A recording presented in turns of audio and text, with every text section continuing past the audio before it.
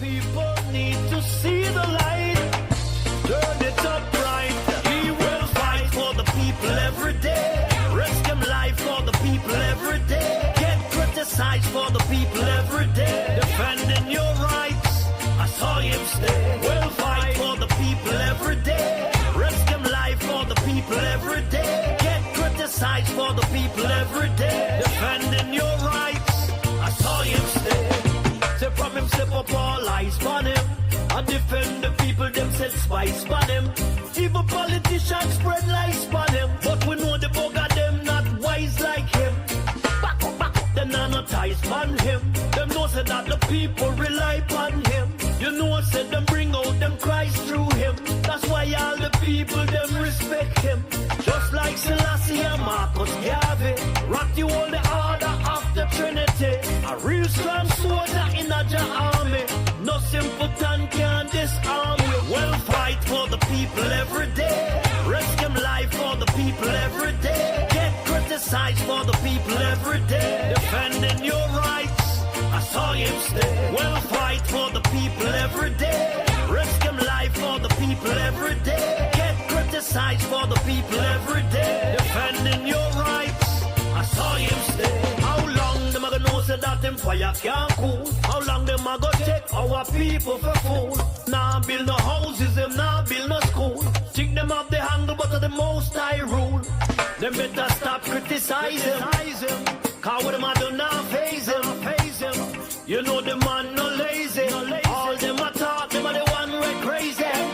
We'll fight for the people every day. Risk him life for the people every day. Get criticized for the people every day. Defending your rights, I saw him stay. We'll fight for the people every day. Risk him life for the people every day. Get criticized for the people every day. Defending your rights, I saw him stay. Say from him step up all eyes on him. I defend the people, them set spice on him. Even politicians spread lies on him. But we know the bugger them not wise like him. Back up, them not ties on him. Them know say that the people rely upon him. You know said them bring out them cries through him. That's why all the people them respect him. Just like Selassie and Marcus Garvey, the man who hold the order of the Trinity. A real strong soldier in a army. No simpleton can disarm you. Them fight for the people every day. Risk him life for the people every day. Get criticized for the people every day. Defending your rights, I saw him stay. Them fight for the people every day. Risk him life for the people every day. Get criticized for the people every day. Defending your rights, I saw him stay. Them fight for the people every day. Risk him life for the people every day. Get criticized for the people every day. Defending your rights, I saw him stay. Most High Jah, guide us now, yeah. Our people need to see the light. Turn it up right. We will fight for the people every day. Risk him life for the people every day. Get criticized for the people every day. Defending your rights, I saw him stay. We'll fight for the people every day. Risk him life for the people every day. Get criticized for the people every day. Defending your rights, I saw him stay.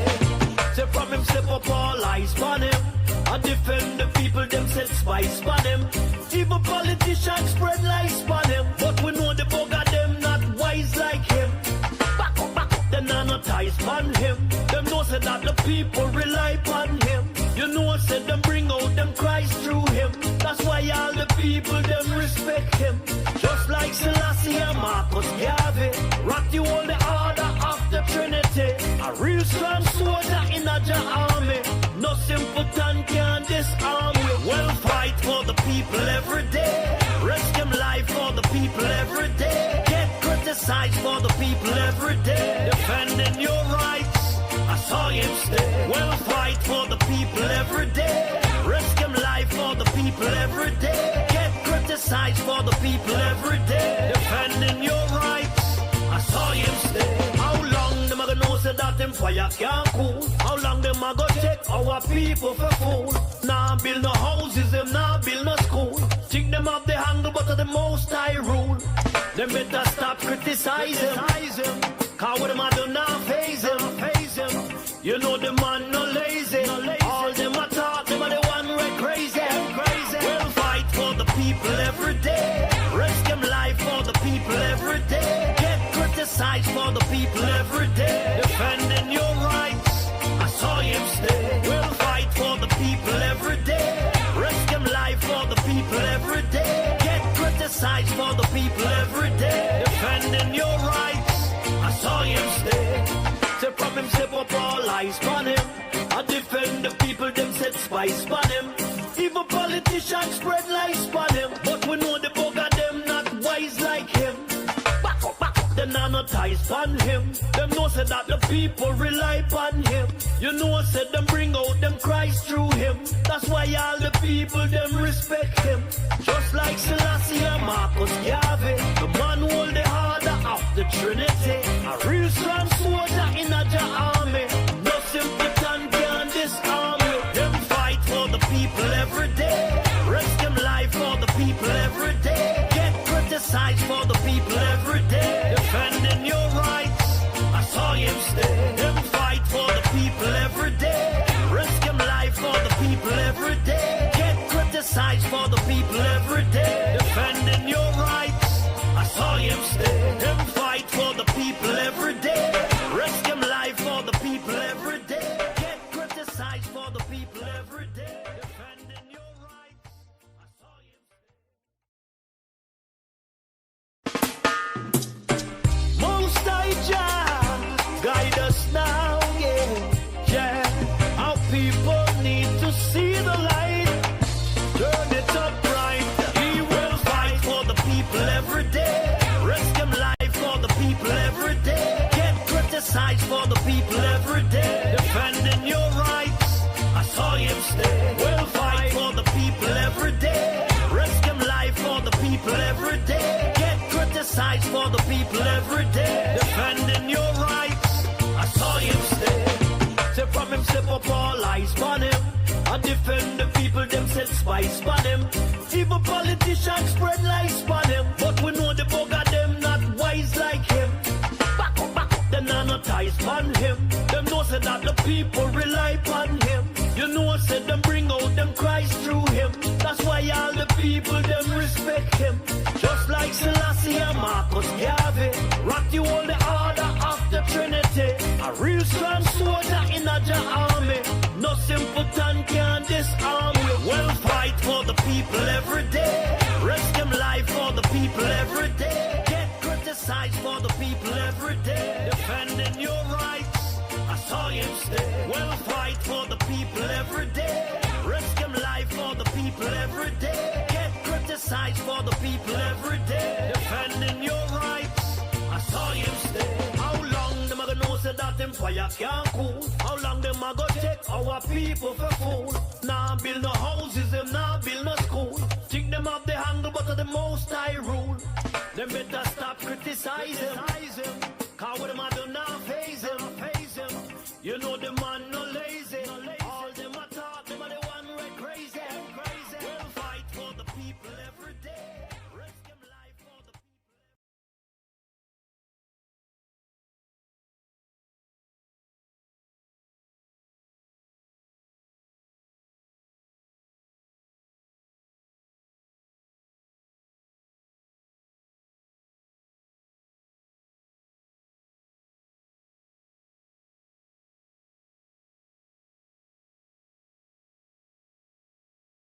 Wednesday night program, Come Reason with Rattigan.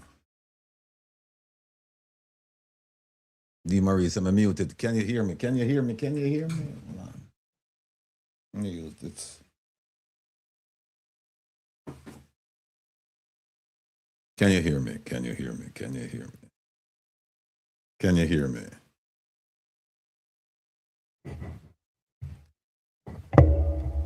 Okay, good. Outstanding. Oh, it's loud. How about now? Ilian, talk to me. How about now? Good. Okay. All right, folks. Good night and welcome to the program called Come Reason with Rattigan. I was about to say every Wednesday night, but we've been off the air or off social media for 3 weeks. And it was a good 3 weeks. You know, took some time to take care of some other things, do some business. But we're back. We're back. We're back. We're back. And just for those who are not aware, the time has changed in some parts of the US, daylight savings time. And so we're 1 hour. Where I am, I'm 1 hour ahead of Jamaica. So it's 18 minutes past 8 where I am. And in Jamaica, it's 18 minutes past 7. And this is how we're going to be. This is a time slot that we're going to have until, what is it? I think it's October, November when they change the time again. So please just remember that we're 1 hour ahead of Jamaica. So tell a friend, as DJ Kevin Stew said, tell a friend, tell our enemy, tell neighbors, tell everybody. We're 1 hour ahead. Big up yourself, Jeffrey Tavares. All right, folks, listen.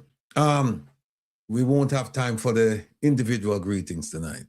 And so producer OT said she's going to put up an umbrella welcome and greeting to everyone. So here what, big up on yourself, whether Salt Lake City, Florida, Portmore, Kingston, Mobile, Mandeville, Toronto, London, wherever you are, and you tune into this program, big up yourself.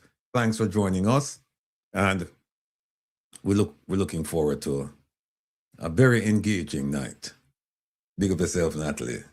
Looking forward to a very engaging night. I have a brand new system here, and I'm saying it not to brag because I really don't know what I'm doing with it. I'm just saying it for informational purposes because it has lights going every which way. It look like a Christmas tree. Have a touch screen. I have no idea, but with the guidance of Kevin, I'm slowly learning to operate it. Last night I had a little mishap. Tonight I had another mishap, but I think we're fine right now. We'll know how fine we are when we start taking the phone calls. That's when.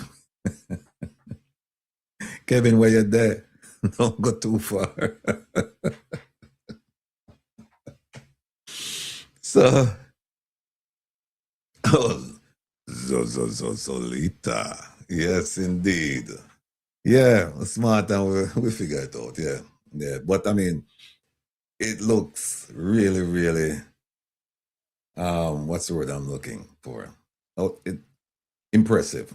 It looks very impressive compared to the old one. The old one was an older system. It's all knobs and wires. This one is all lights and what Bluetooth and all of that kind of stuff. No wires. So not very few wires.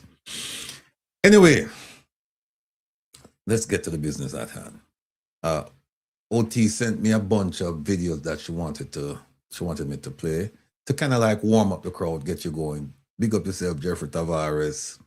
And I don't know which one she wants me to play, but here's one that I would like to play. Because as you know, people, this Saturday, we're having a midterm at Rattigan University. And we're going to go back and look at some of the lessons and take the questions from the lessons. So if you have not been paying attention, you're going to have some difficulty. I can tell you that. Natalie, it sounds crisp and clean, right? System a wicked man. Bad like yes, me I tell you. So here's one I'd like to play. And the reason I'd like to play this is because they just had, in fact, they had a meeting today. They had a meeting today in Parliament, and they had one late last week for about 2 days, the Standing Finance Committee. Quite interesting meetings. And I've been pleading, begging, imploring all of you, if you get the chance to just watch this thing, and you don't have to watch it live, like my program, you can watch it after. Because there is so much to be learned from just watching it. Today, I was watching MP Peter Bunting chair a meeting, and the Speaker of the House, Mrs. Holness, was there as a member, along with the Vice Chair, Mr. Heroy Clark. And I'm telling you, the way them treat Mr. Bunting, the way they treated him like garbage. Like garbage. And I sat there and I said, my goodness gracious, why couldn't it be me chairing that meeting? Why couldn't he may have put her in her place later on, but you should tell him that she want housekeeping meeting, and she told him that he was atrocious the way he was running the meeting. And at one point he said to her, look, you know, when we have a regular parliament, you sit in the chair, I'm the chair, let me do my job. It was, I got so frustrated. I just couldn't watch all of it. We'll play some of that for you this Saturday. But let me just get to this. Pay attention to this video, please. So who keeps our taxpayer money in check? Well, the PAC and PAAC help watch over the country's budget. And one might sound like it just have an extra A, but they're way different. Here's how. The PAAC and PAC are two committees that watch the money. The Public Accounts Committee reviews government projects after them close. They do a post-audit check to see what problems arose with the costs and call officials to explain decisions that cause budget mismanagement. And then they recommend corrective action, so the problem will happen from when, not happen again. But what about the money we are spending right now, the PAAC? That's how Public Administration and Appropriations Committee pretty much means your money will protect as it happen, we check. While projects go on, things are accurate. As government spend the nation's budget, PAAC reviews it. They examine proposals and summon officials to find problems before them don't use it. So the PAC and PAAC are two parliamentary committees that watch over the country's wallet to protect the budget and keep it in check. And you can get involved. Just visit jampja.org. Okay. I hope you paid attention and you're able to distinguish between the PAC and the PAAC. Today, the PAAC met. And for those of you who watched it, you don't need me to explain what went on. But for those of you who didn't, it was a lesson in civics. Bad civics. There's also a lesson in good civics, but they were examples of what not to do. Plenty of examples.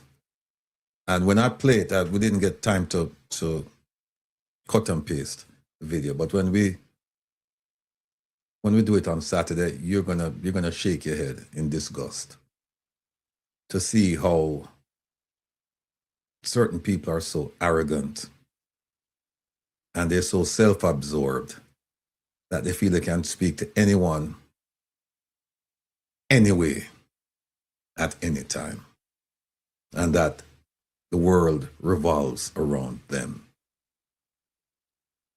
It was shameful to watch. And also, it was what was said. It was also what was said in the background. I cannot prepare you for this, but I'll leave it so that, and the reason I say I can't prepare you for it, because you have to hear it for yourself, because you won't believe that some of the things that were said were actually said, knowing that the mics were open. Some of them sound like real threats to me. But this is why those things happen. Oh my God. Dark and they're stupid. They are dunce. Oh they my are dark and they're stupid. That's a perception. And that's why they can do certain things and don't worry about consequences. because they perceive us as being dunce, dark, and stupid. You should hear the things they say about the new members. And then I was also disappointed because they were, you know what they were talking about today? They were talking about the rural school bus program. And I don't claim to know it better than anybody else, but I claim to know it very well.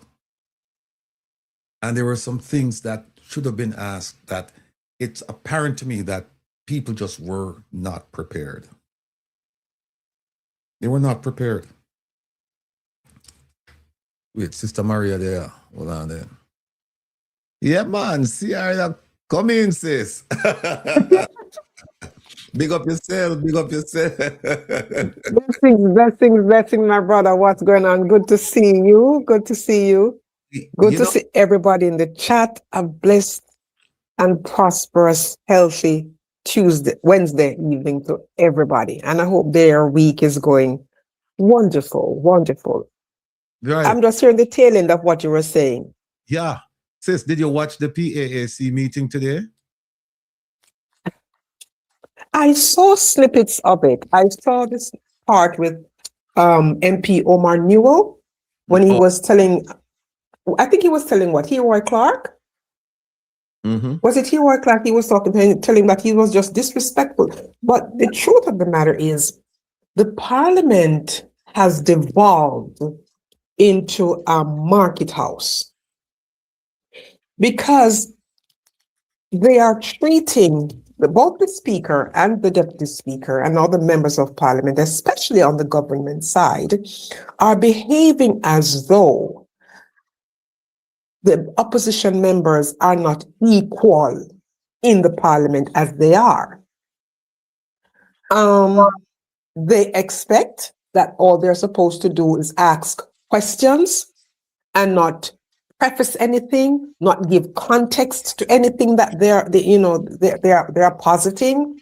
And I don't recall a time when the parliament has become this sideshow, this circus. But then again, you elect clowns, you have to expect a circus.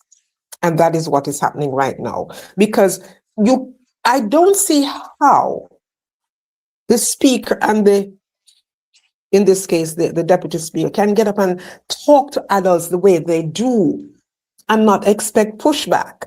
And then when you have people in the society, like young people looking on, and you see that kind of behavior at that level, and remember now, the Prime Minister is no different because he walked out on the people of Jamaica and he walked out on the opposition leader 2 years ago while he was in the middle of his presentation.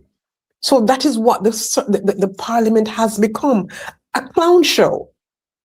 There's no respect for anyone if you are putting forward a position of defending or opposing something that the government has put forward, which is not in keeping with general behavior. When you look at some of the questions that are being asked, it's about things that are happening to people, and the regular people who voted for them don't have the opportunity to ask those questions. So who is supposed to do that? Is it the member of the parliament's duty to do that? Mm-hmm. And it is shameful that they are behaving. But then again, you sell your vote. This is what you expect to get. This is what you expect to get. You give your vote, you sell your vote for $5,000 and $20,000, and here is this is a payment that you get for it. This is the result of it. This is the result of it, and it cannot continue. It cannot continue that way. It is bad. It is bad, and it looks bad. It sounds bad. It tastes bad, and they need to do something. They cannot continue this way, Rattigan. It's not possible. It's not. They need to do better. They need to do better. And if they are not equipped to operate in the parliament like adults, then I think they should just resign and allow people with integrity to step forward, put themselves up for offer themselves up for representational politics, take over and run the show the way it's supposed to be run, with respect and with integrity. But when you have a bunch of people who are compromised, who lack integrity, who have no moral ground upon which to stand to speak to anybody, this is the kind of shit show you get. And that's basically what is happening. And you know what the end result of this is? What the broader picture is, Rattigan, is that they have no respect for the Jamaican people. That's basically what they're saying. Because the Jamaican people, by extension, have shown that they don't care. And in showing that they don't care, the politicians are showing them that they don't care. So something has to give. But it can't happen. Something has to give. Well, I'll tell you what I saw today was Yes. the bones of decency and decorum in the parliament. It was truly like a tenement yard fight. That's where it come out. Like where people know your business and them just chat and them just carry on. Yes. That's where it was disgraceful. This is not the kind of example that our young people need to see. And if it continues like this, then we shouldn't be surprised at some of the behavior that we're witnessing. But they were discussing a very significant topic, and that is the rural school bus program. And like I said, I was very shocked and surprised that they were not prepared. They simply were not prepared. True. There were some questions that they should have asked, and some of them, they were saying, we're asking because we don't know. Well, here's the thing. You should know. You should know. I mean, you're a parliamentarian, and this is a very significant issue. This is something, you can't know every issue inside out, but this is one issue that you should familiarize yourself with. And they just didn't know. And this is because they didn't know, they were being led. Instead of them leading, they were being led. And so people could give them, I heard Mr. Ellington and the permanent secretary, and there's another lady there. I heard some answers provided today, and I almost start shout at the screen, come and say, no, ask them this, ask them that, no, that's not the right. I had to try and contain myself. And then it got to the point where I just couldn't put up with it anymore. I just say, you know what, I've seen enough. This is fine. So, Yakin bless Mitchell, big up yourself. So they were talking about that and all the money was spent. Now, here's something that's interesting. The Auditor General announced that she's going to conduct, or her organization is going to conduct, a formal audit of the program. And all I can say is,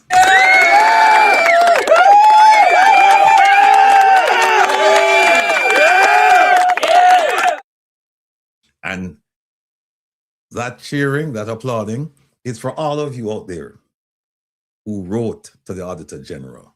Because if you recall, I think it was back in August, September timeframe, that I wrote to the Auditor General and I put up the letter and I said, please, I'm asking all of you, if you want to use the words that I use, fine. You want to make some changes, that's fine. But whatever you do, please make sure to get a letter to the Auditor General. And I was proud to see that she said a lot of stakeholders, she got a lot of inquiries from stakeholders to move forward with an investigation. And they did a preliminary, and I guess they saw enough, so now they're moving forward. And she said sometime around July, September timeframe, somewhere around there, they should put out a report. I think it's the third quarter, she put out a report. People are fretting right now. People are fretting because here's why you're fretting.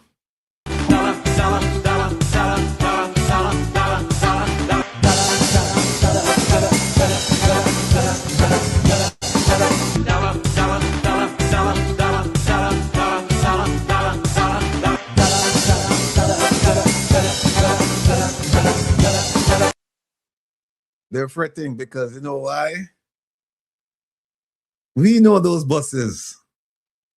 They didn't, but they're claiming on the invoice. They didn't pay that for the buses. We don't believe that to be the case. And what I did, I have a big file on the school bus program, going back to, I think it's 2010. And I have offered my work product to the Auditor General. And I've said to her, I don't need anonymity. I'm not hiding. I said, I have a file. I've done the background here, everything like that. And I wrote to her and said, if you need it, just let me know. Now, if I send it to her, I won't let you guys know. Nobody will know. I'm just saying I've offered it to her. And it's quite an interesting story. Quite an interesting story when you start looking at who purchased the buses in the United States, where the buses were purchased, how much they were purchased for, where they were shipped from, what kind of examination was done. And this is all in the United States we're talking about, nothing to do with Jamaica. Quite an interesting story. Big development. So we'll wait and we will see. But in the meantime, I have some outstanding information, some requests to them. And in one instance, they promised me that the information would be furnished by the end of September. I have that in writing. And here we are, the middle of March, or close to the middle of March, and still, but I continue to write. Because they don't dissuade me, because here's what happened now, sis. What do I have? Time. That's what I mean. I have time. So, I mean, I've got by my side. So I don't have to worry about it. Them not going to dissuade me if them not answer 6 months, a year, because I'm still going to keep writing. And I'm going to send reminders. And the next thing I'm going to do, I'm going to write to the leader of the opposition, Mark Golden, and said to him, listen, you need to take a look at the Access to Information Act, because it's been violated daily, and there are no consequences. You need to attach some kind of penalty to the failure to provide information within the statutory time period. 30 days with a possible extension for another 30 up to 60. So 60 days maximum they should take before they respond to you. They shouldn't take, you shouldn't wait 6 months, a year, and you're still writing and asking and pleading and beseeching these people. You're not begging them enough. Think about that. You're not begging them for information enough. They are required to provide that information. They are required. But getting back to what Sis was saying about having qualified people and having people who have having representatives who have the people's interest at heart, and people who are qualified, people who know what they're doing. I need to play this video. We played it one time already, but I need to play this for you again. Sometimes the smartest people you know do the most idiotic of things. Why is it that an expert in one field can look like a fool in another? Well, according to the philosopher Nathan Ballantyne, it might be down to something called epistemic trespassing. Epistemic trespassing is when an expert in one field thinks that they are an expert in another. So if you are good at coding, at astrophysics or medicine, you imagine that you are good at politics, at sociology or at anthropology. Epistemic trespassing is when a tech billionaire who thinks that because he is successful in one industry, he can solve a complex geopolitical crisis.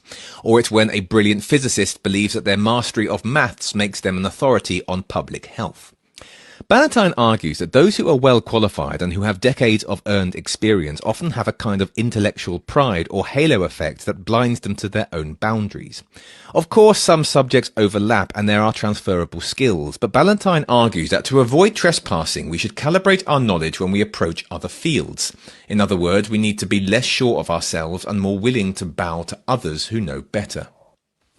As Plato Socrates put it, the beginning of wisdom is knowing how limited your knowledge is. And in a world of loud opinions, we need to recognize that just because somebody is a genius in one area, that doesn't make them an authority in another. All right. Who does that remind you of, people? Talk to me, students. Who does that remind you of? You just saw the video. Who does that remind you of? Why people are afraid to answer now? Come on, students. Hey, OJLDF, Andrew. Now who else? We have Andrew, so, and I suspect that you're talking about the Prime Minister. And we have Sadlin said, Mrs. Holness, and that is the Prime Minister's wife, Speaker of the House. And somebody said, Minister Vaz. Who else? That's how the weed said, Minister Tufton, Judith Everett, Vaz and Tufton. And who else?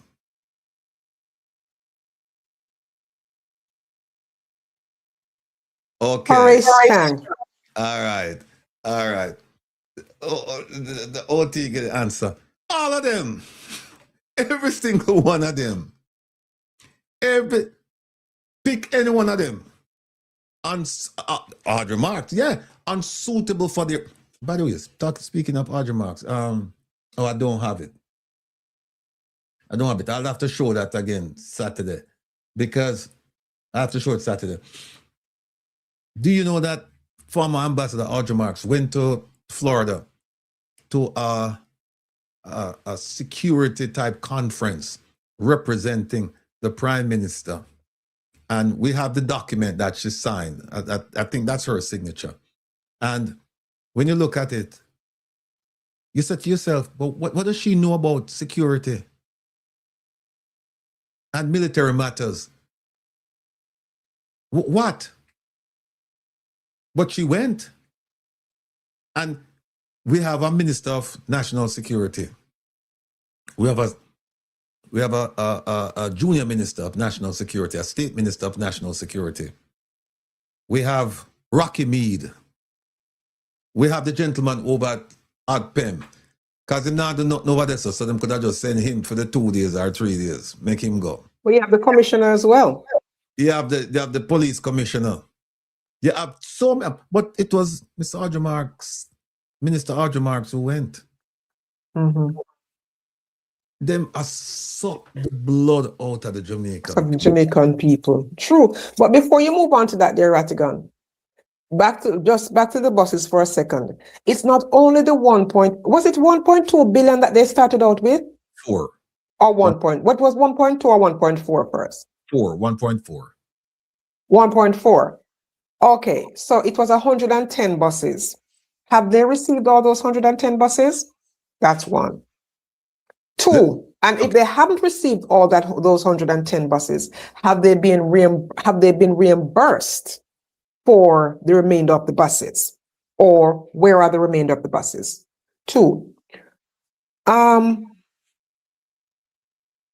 procurement procedures, because they say it was, there was no bidding, no bidding was done. It was an unsolicited proposal, sorry, yes.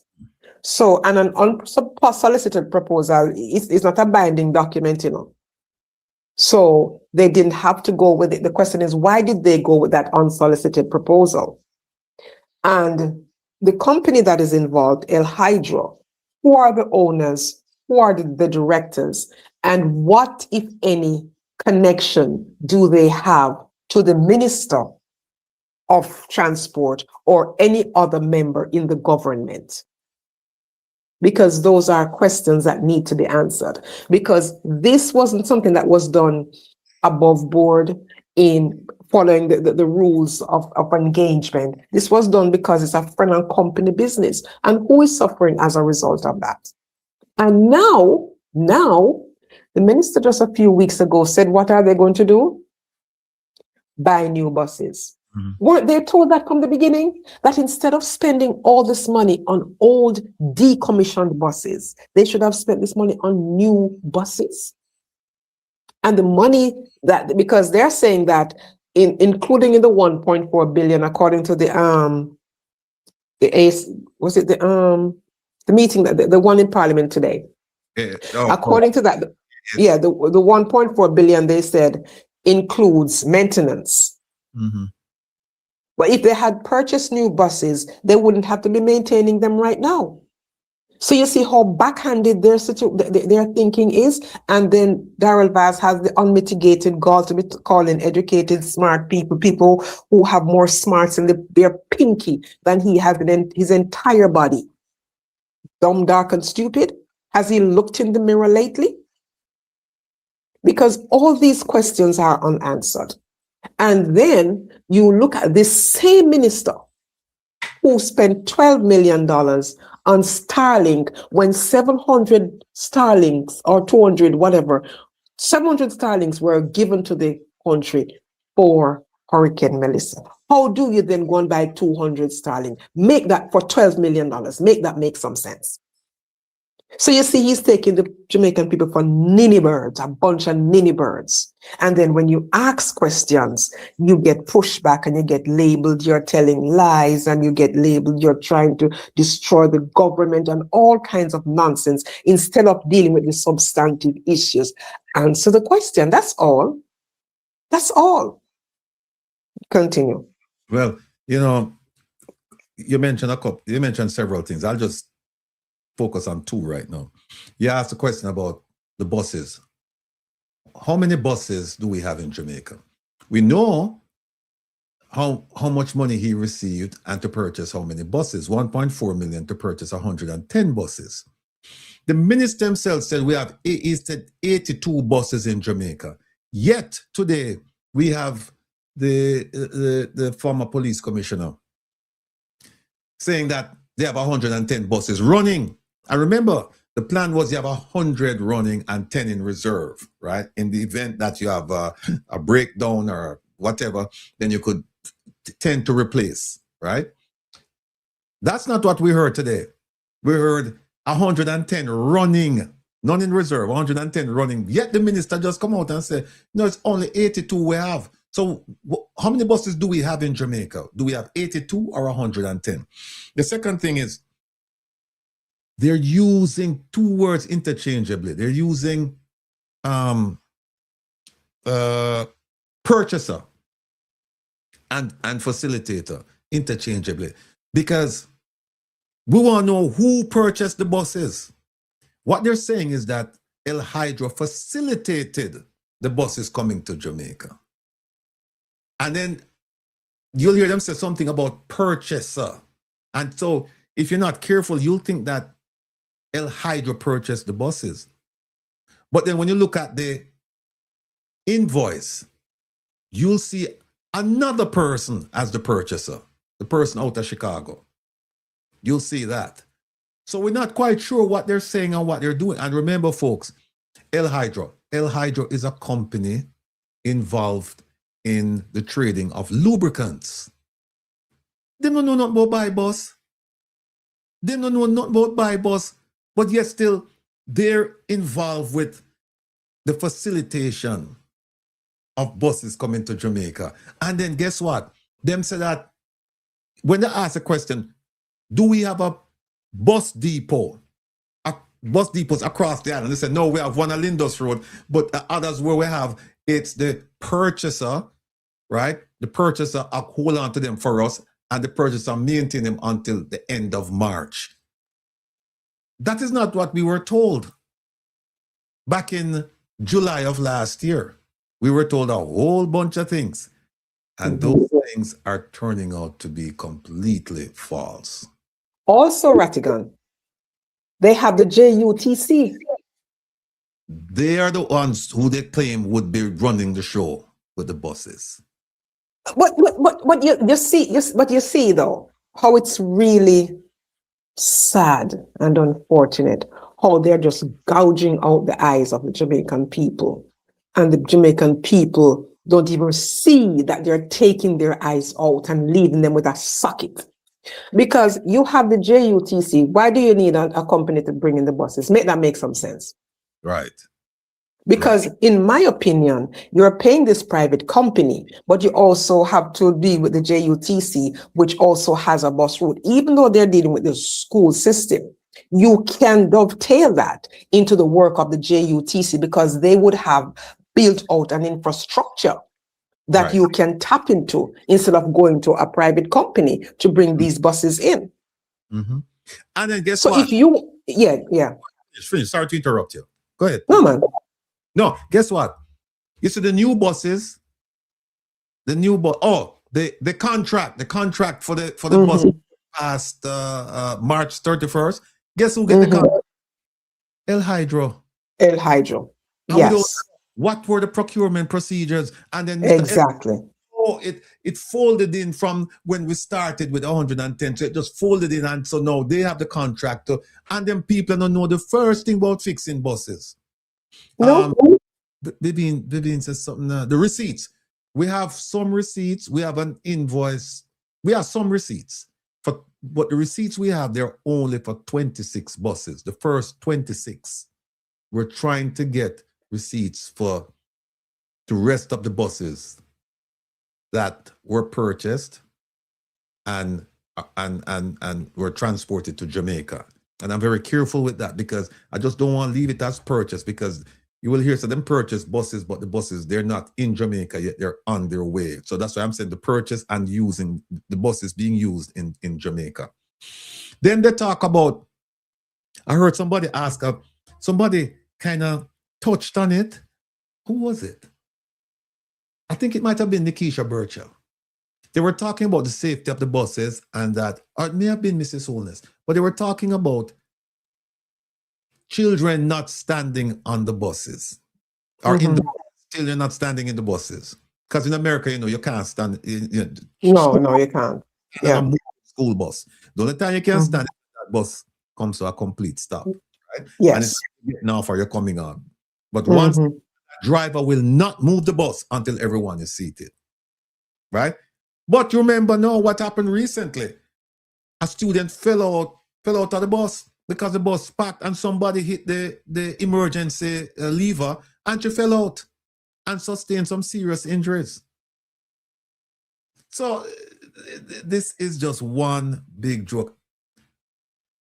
Miss Pamela Monroe Ellis, Auditor General of Jamaica Extraordinaire, I am just hoping that you will reach out to the diaspora to say, listen, what can you help us with in terms of gathering information about the purchase of these buses? Because we have the information.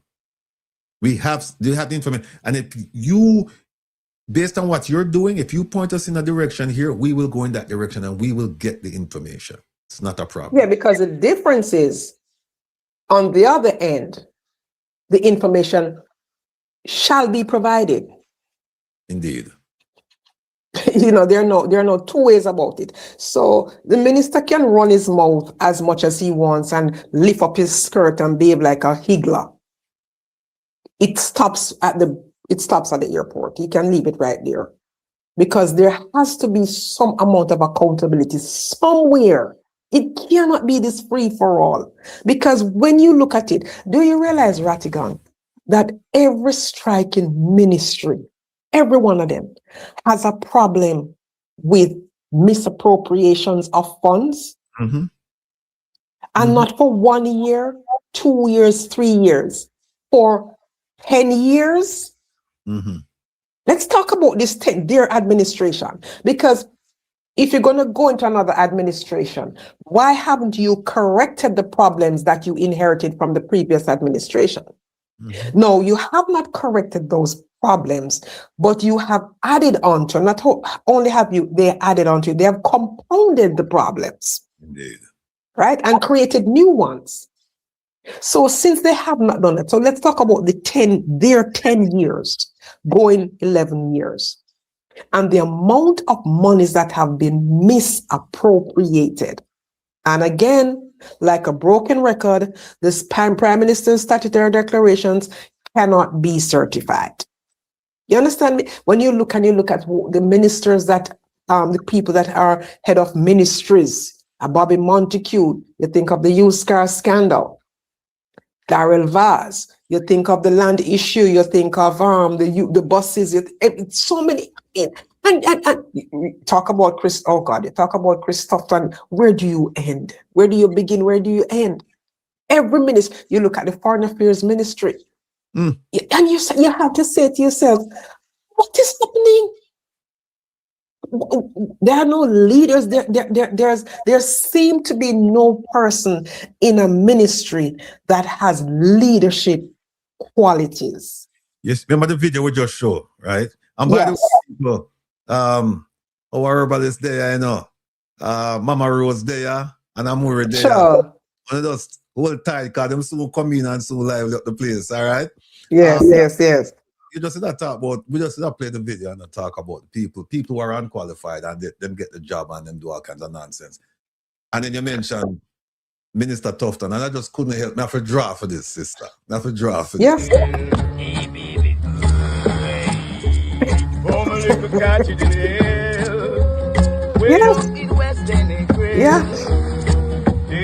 Yes. Well, exactly.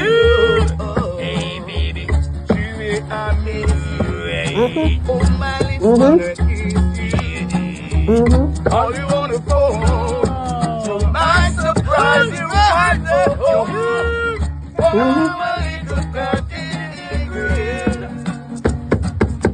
Yep. I wrote this line for you, baby. Oh, my little cottage in the green, hey, baby.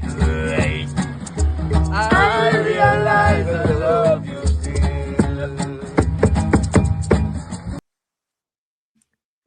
You know, Rattigan, he's right. Because he could have facilitated an $80 million contract to a bed partner. You follow what I'm saying? These people aren't serious. These people, and it's not like that contract was that service was needed, because they already had a company doing that service. So you see, it's just a friend and company business.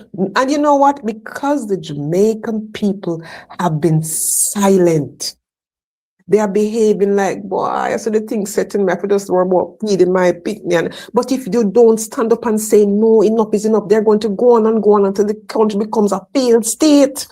Indeed. Because I don't know if you hear how much money the Minister of Finance said that was spent on since Hurricane Melissa. And you have to ask the question, where? See, you know, it is so sad that you look, as you always said, Jamaica is content rich. But you can just look at one ministry, and that one ministry can give you a feel of exactly what is happening in the country. Just one ministry. I tell you, when I watch these PAC and PAAC, I'm reminded about the way, and again, I go to that's my favorite parliament is the South African Parliament. They have a lot of problems like the Jamaican, like Jamaica, a lot of problems, but at least they're trying to do something about it. And I would love the opportunity, have the opportunity to question some of these people, because here's one question that would come up quite often. Did the minister lie? And I see you saying that to them, Rattigan, without fail. Yeah, because I see you saying that to them without batting an eyelash. And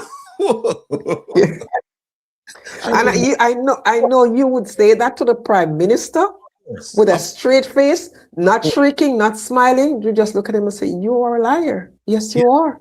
Yes, because you can find things to prove that he was not telling the truth, that he has not told the truth. Many instances. His own words, because his own words will condemn him. Many instances. OT, before we're going to bring on Mama Rose and Amore, but we have some other topics that them can't join us. Well, I'm bring them on, man. I don't want them sitting on the background and feel like them left out. A family thing, this and that. So them, Mama Rose, big up yourself. Hey, Mama Rose, what's going on? Pretty girl. I'm good. I love that hairdo. Thank you. Oh, look at that smile. Brightens the room. How you guys doing Yeah. today? Yeah. Doing good, doing good. Now that you have come on, we're doing better. Uh, oh, good. So we're glad you're joining us, but just bear with us. So we'll just run through some quick things here. No OT, problem. which one of these you wanted me to put up before we get to the Cuban doctor situation? Is it the migration? I think this is the one OT wanted me to play. Let me see. Half a century, Jamaica had an escape route. When jobs were scarce, when crime felt heavy, when hope felt thin, people left. That exit has now been put on hold by one of the superpowers. Not tourism, not student travel, not business visits. This is about permanent departure, immigrant visas, green cards, the final door out for those wanting to live in the United States. And for the first time in modern Jamaican history, that door is no longer wide open. Here's the uncomfortable truth. Jamaica was built with the assumption that people would always leave. When things got hard, migration absorbed the pressure. It was the release valve, the safety net. That valve is tightening. The United States has paused immigrant visa processing for nationals of 75 countries, including Jamaica and 10 others in the Caribbean, as part of a wider review focused on financial self-sufficiency and public charge risk. This does not cancel existing visas, nor does it stop short-term travel, but it dramatically slows the pipeline that quietly carried thousands of Jamaicans abroad each year. At first glance, this feels like a loss. But what if this moment is something else? What if it is a reckoning Jamaica was never allowed to have? The model we never questioned. For decades, migration worked like this. Train your nurses, educate your teachers, raise your engineers, then export them. The remittances returned, bills got paid, children ate. Governments pointed to foreign exchange inflows as proof of stability. But stability built on departure is, by design, fragile. Entire systems quietly adjusted around the assumption that Jamaica would always lose people. Hospitals learned to function understaffed. Schools expected constant teacher turnover. Communities accepted that the most ambitious young people would eventually leave. Migration became normal. Separation became acceptable. Absence became routine. Children grew up seeing departure as success. Staying felt like failure. And because people could leave, leaders were never fully cornered. If services failed, migration softened the blow. If wages were low, people planned an exit. If crime rose, the solution became paperwork, not reform. Migration did not fix Jamaica's problems. It postponed them. Now, the postponement is likely to end or change. When the exit slows, reality speaks. The visa pause forces a question Jamaica has rarely faced head-on. What happens when staying is no longer optional? The answer is not instant growth. It is pressure, and pressure changes behavior. When people stay, governments feel the heat faster. When workers stay, skills pile up.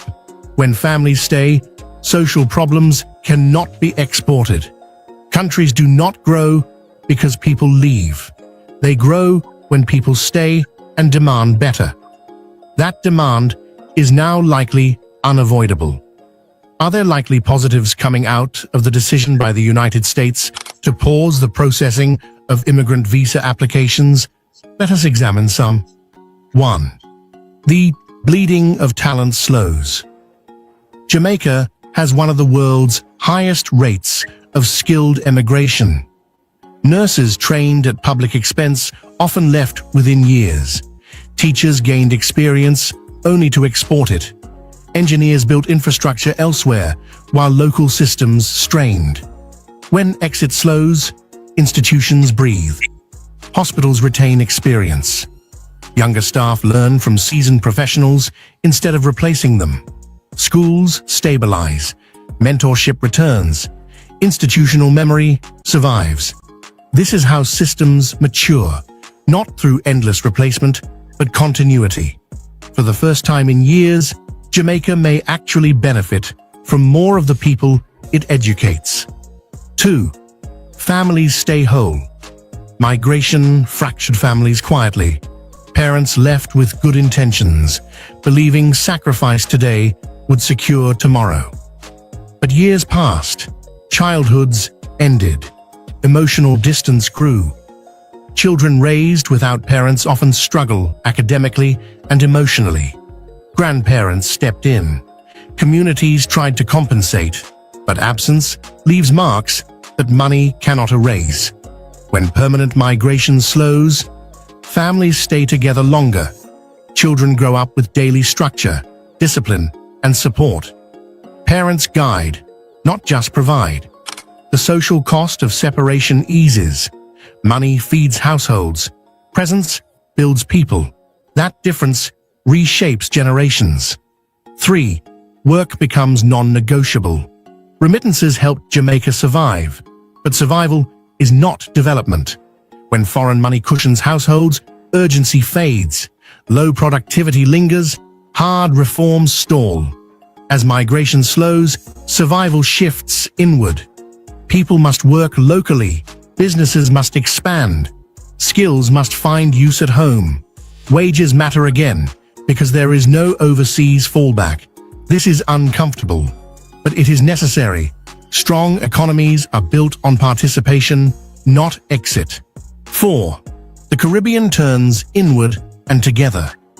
For decades, Jamaicans looked north. Now the region itself becomes an opportunity.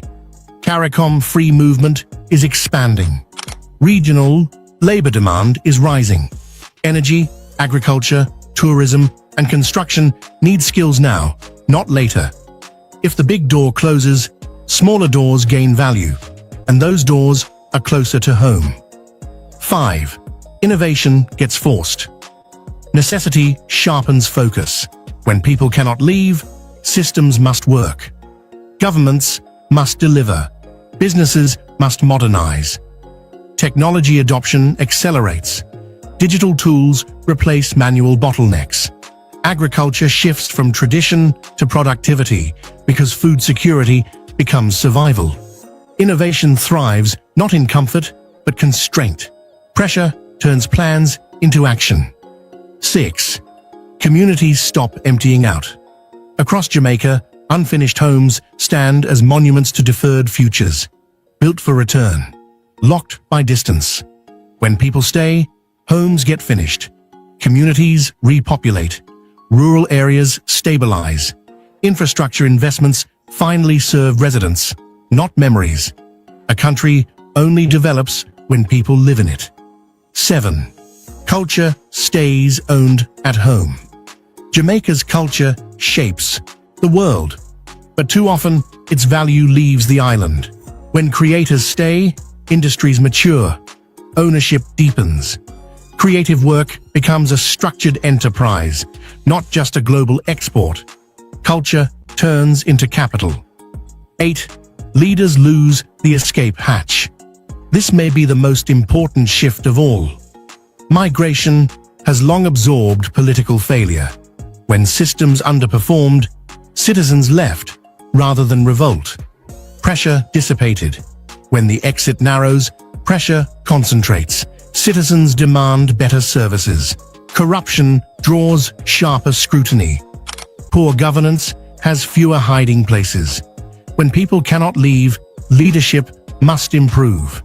A country that cannot export its problems must finally solve them. This pause does not stop tourism. It does not cancel student visas. It does not trap people overnight. It slows permanent exit, and even temporary pressure reshapes behavior. Bonus facts. 4 facts most people don't know. 1. Dual nationals using non-listed passports are exempt. 2. Remittances can reduce labor participation over time. 3. Migration hides unemployment rather than solving it. 4. Countries that adapt early to visa restrictions benefit most in the long term. This moment is not punishment. It is exposure.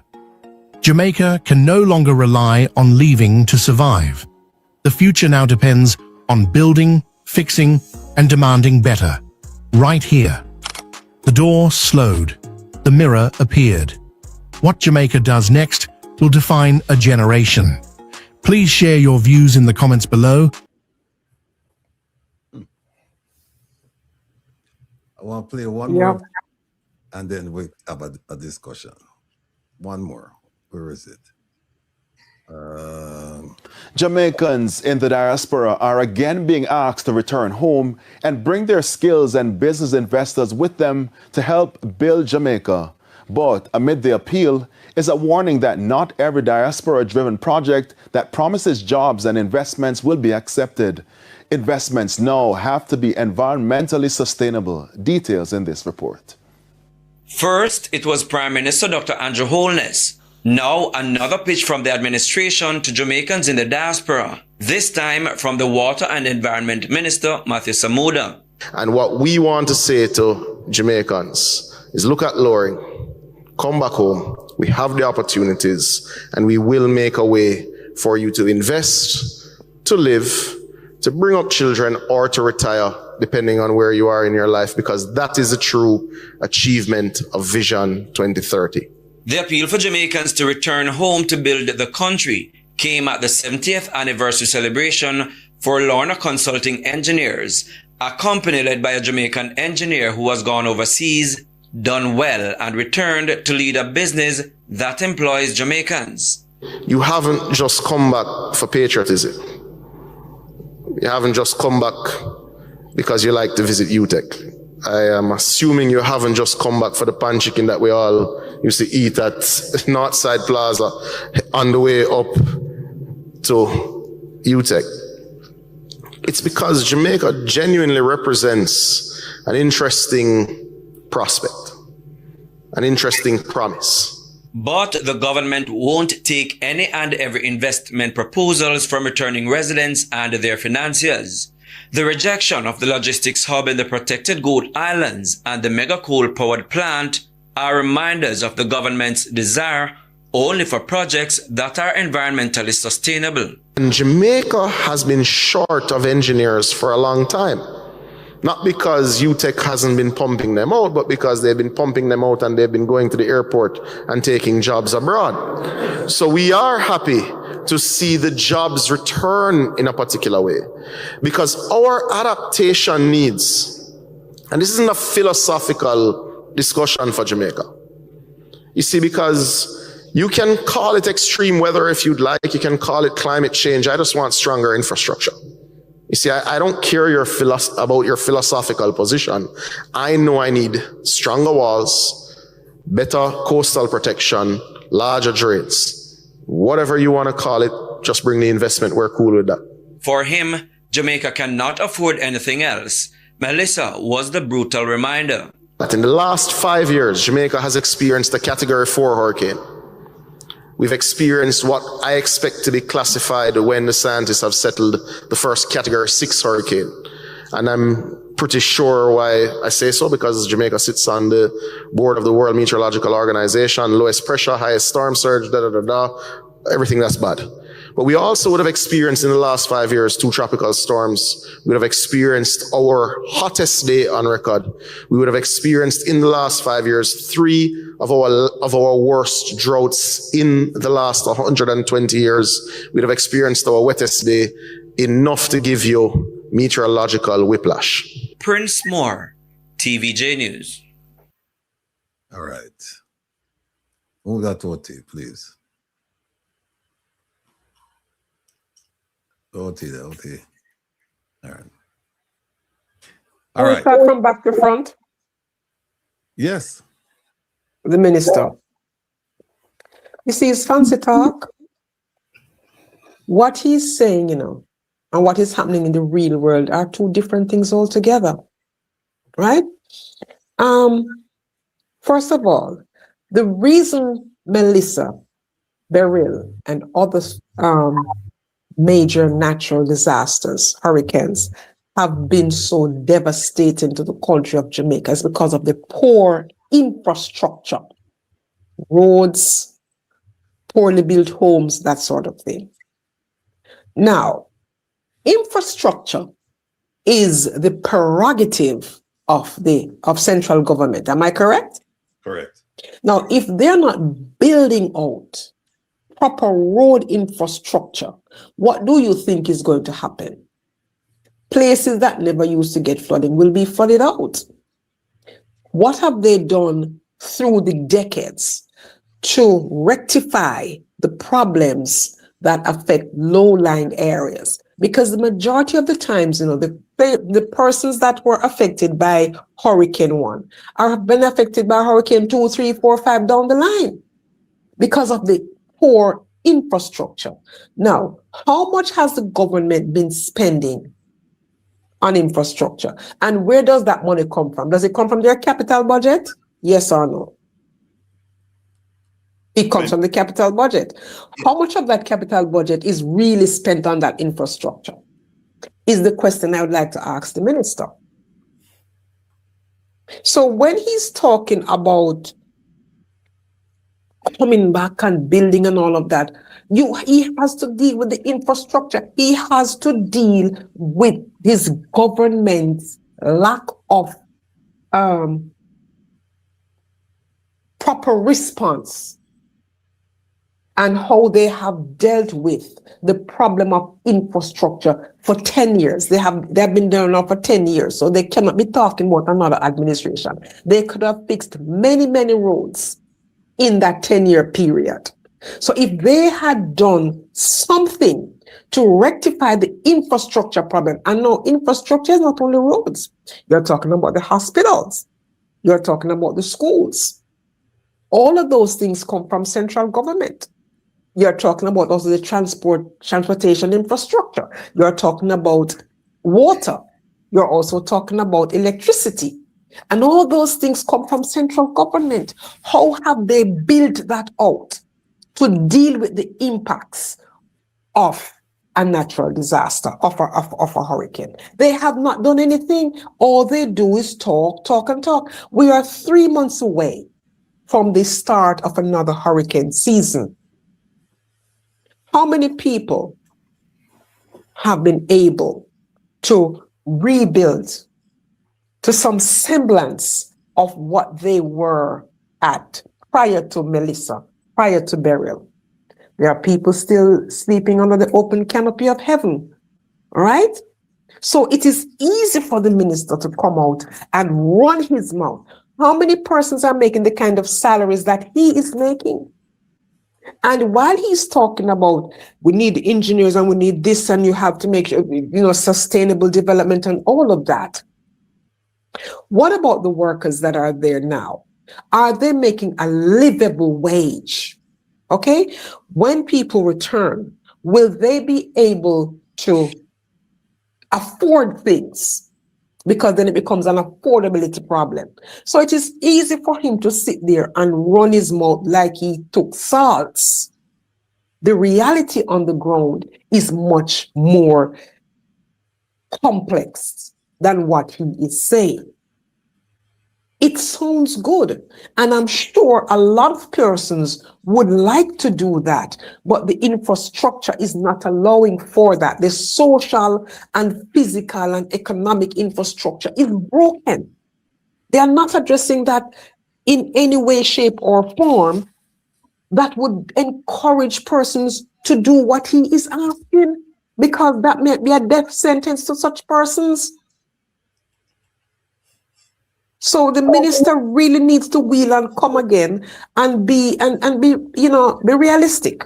Be realistic, because he's really he's not talking through his mouth. He's opening his mouth, but something else is coming out. It doesn't make sense. He's not being honest. He's really not he's not being intellectually honest with the people. He's just talking because he has to give a speech and it sounds good. But the reality on the ground is a totally different thing altogether. Altogether. All right, sis. The minister started out talking about Jamaica being a place to, and I want you to pay careful attention to the sequence of his words and the choice of his words. First word, he said, Jamaica is a place to invest. Mm-hmm. Invest. Place to live, place to raise a family, etc. That is Vision 2030. He's making for Vision 2030. That's the mantra of Vision 2030. And you realize that Vision 2030 is fast approaching. 2030 is fast approaching, and that vision will remain a vision. It won't become reality. So that's why they're turning now and say, look, you need to come home. Well, guess what, people? I remember a program called Mapping the Diaspora. And this program was alive when I was in South Africa. I know because that's how I got involved with my first application to become police commissioner, because I was approached by the High Commission because they were mapping the diaspora for people that they felt had unique skills, abilities that they could come home and offer self and service for national development. No, that program has been done away with. Ask them if the diaspora program is finished. They're not doing it. So what they're doing, they're looking for people who have money, can come back and invest. You see them, you see in other video, you see the poor people, in my talk about poor people, you always hear the word invest in all of the speeches. Invest, invest. The majority of the diaspora, we do not have that kind of money that they need to come back and set up stuff like this engineer that they're highlighting. We don't. And then he got up there and he talked about building drains and building this and building that. He's the Minister of Water. And again, I find that a lot of Jamaican politicians are unprepared. Unprepared for the issues. Because you know why? This Minister Samuda, he's supposed to be building desalination plants to address Jamaica's vexing water problem. Far we have heard nothing. I've asked them about the desalination plants. They said they have one at near Ferry. And I said, but you don't build desalination plants inland. You build desalination plants on the coastline. Because what you're doing, you're converting salt water to drinking water. Ask him about that. But people they're not prepared to ask him these tough questions. And listen, it's not because I am smarter than anybody else, brighter than anybody else. It's just that I take the time to go and read what they say they're going to do. It's simple. They say, this is what we're going to do. And then you say, okay, here it is in black and white. You said, this is what you're going to do. Show me how you did it. And they can't. Part of the problem, Jamaica, is that we no longer read. My generation, we don't read. We consume information through social media. We've gotten lazy. We don't get up and do the necessary research. People tell you something and you accept it as gospel. Instead of saying, this doesn't sound right to me, let me go do my research and see if it's true. Particularly in an age of AI. When people tell me things, I up 2, 3, 4 o'clock in the morning and I'm reading, I'm looking. I'm not saying that everybody has to do it. Not saying that. But I'm saying those of you who can, you must. For yourself, your family, your community, and by extension, your country. So that we don't have people like this gentleman here. They get up and they start telling you things and they use words and they string them along like pearls and you just watch them. And then when you ask them, when just done said, them can't tell you. Or if them tell you, say, is it true? Is it true? You remember when they said last year? No. What if I told you that last year said something like this and there's been no change? Or what if I told you that last year said something different? But we have become lazy. We're not the people that Marcus Garvey, Nani, Palm. did things for, spoke about, live for. We're not that kind of, we've strayed. We still have the DNA, but we lack the effort. We lack the effort, people. And I'm happy to announce that the audience on both programs, it's half and half almost.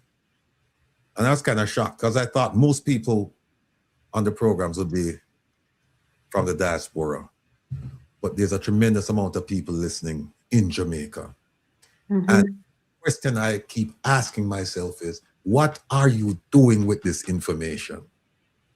Are you sharing it? Are you discussing it? Are you approaching people with it? Are you propagating it? These are the things I'd like you to. I just don't, because remember now, we don't do entertainment around here. We don't. I mean, we laugh when the minister a dance on the beach and I sing Little Cottage in the Grill while people are dead down. Yeah, in our Cornwall Regional Hospital. And to some degree, it's satirical and there's a little bit of humor in it, but there's a lot of seriousness in it. So if you notice, we don't do much laughing around here, you know. And we don't do programs about, who is doing what to whom and, in a private setting. We don't do that because we're more concerned about people, not personalities, except where we see that there are public representatives and corruption is involved. But so what I'm saying to you people is that when you come here, we expect you to come with an open mind, but with an appetite to learn. And when we provide information to you, we want you to take that information and verify it. Don't take our information as just gospel. Like, for example, I told you about the desalination plants. I suspect that a lot of you probably never heard of a desalination plant. But guess what?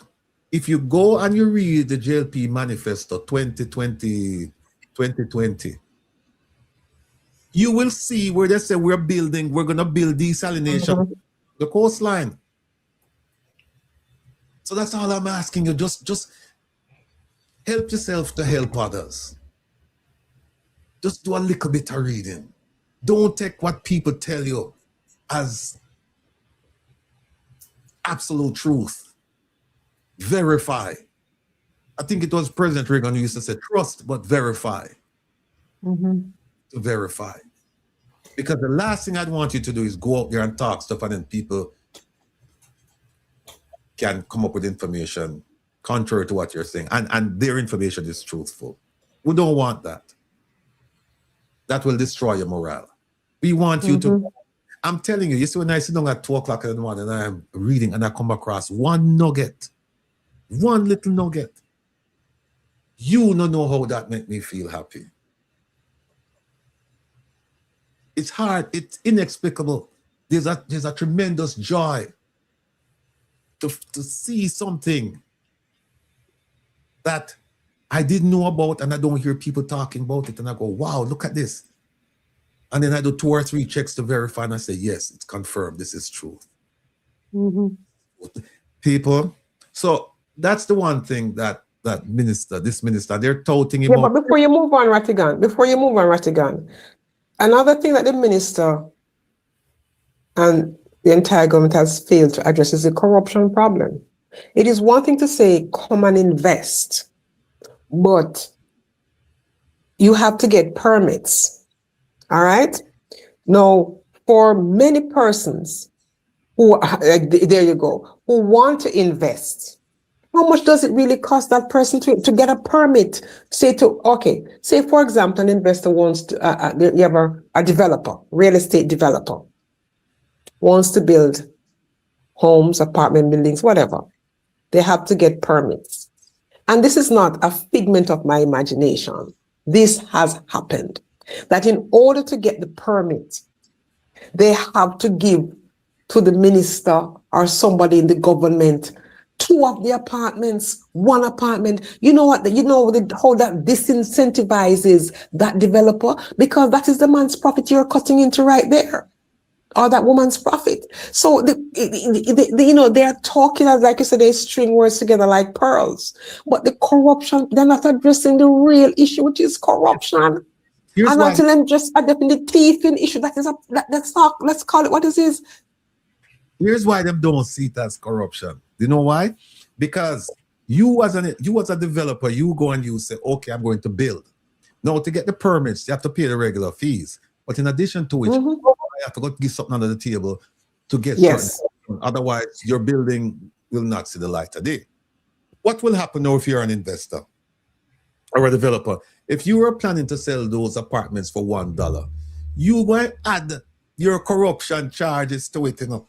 So no one exactly. $50 or $2, the consumer gets screwed at the end. Who's trying to buy that particular commodity or buy that apartment, whatever. That's how it works. And guess who? Guess why poor people will always suffer in Jamaica until there is a change. Because you know why? You see, when them raise prices and all of that, like now I see Manufacturers Association complaining because Jamaica, the government want to institute a 100% tariff on stuff that they're bringing in. And I'm saying to myself, this is much ado about nothing, because I know what's going to happen. They used to institute a 75% tariff. Now it's 100%. That's 25%. You know what the manufacturers going to do now? Pass it on. Yeah, but they're not going to put on 25. They're going to put on 35. So the consumer, the person who will make $30,000 a week, you talk about livable wage or the absence of a livable wage. This is a perfect example. Exactly. We're waiting for them to make the announcements that they're going to increase the minimum wage on people. I mean, for minimum wage for people. We'll see. But I can tell you, But Rattigan, they're talking about, and I have nothing against being optimistic and being a forward thinker and being a planner. You know, a leader in the government, you have to forward plan. But they're talking about 2030. Right now, people are living in a 2026 nightmare. True.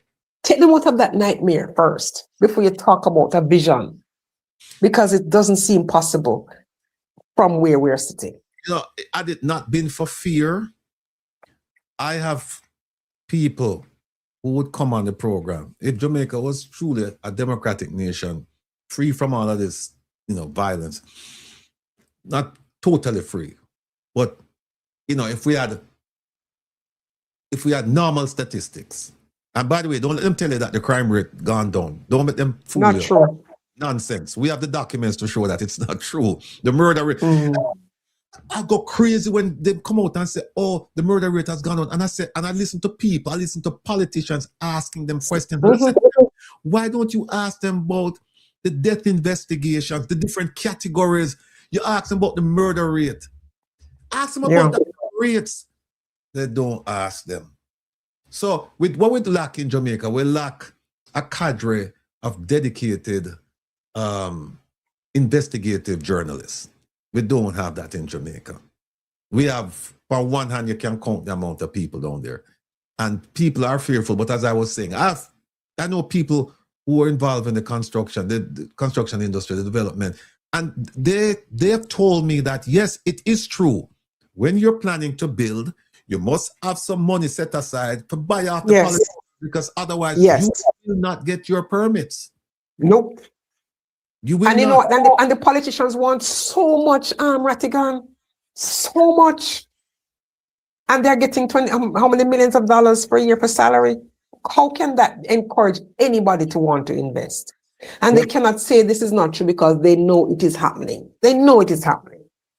Well, I tell you what, time is at a premium, and we have Mama Rosa, and Mama Rosa listen to some of the troubling problems. I know, and that is true. But I have to stop with them because I have to go, Rattigan, because I have an 8 o'clock appointment tomorrow morning. You have to go there. So so I have to make a run, for bed and everything. Mama Rose, if you're coming on next week, God's willing, we shall speak. My pretty friend, keep smiling. Look at that smile. You're the best. You're the best. God bless you. All right, have a good night. We'll talk.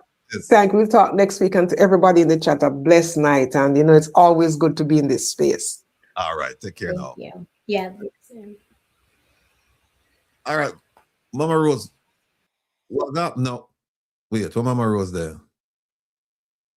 Mama Rose, dig up. Mama Rose, I forgot log back in.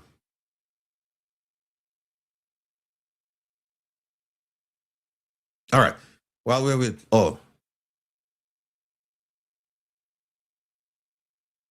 Mama Rose there. Okay, here we go. Yeah, man, Mama Rose. Sorry about What that. happened?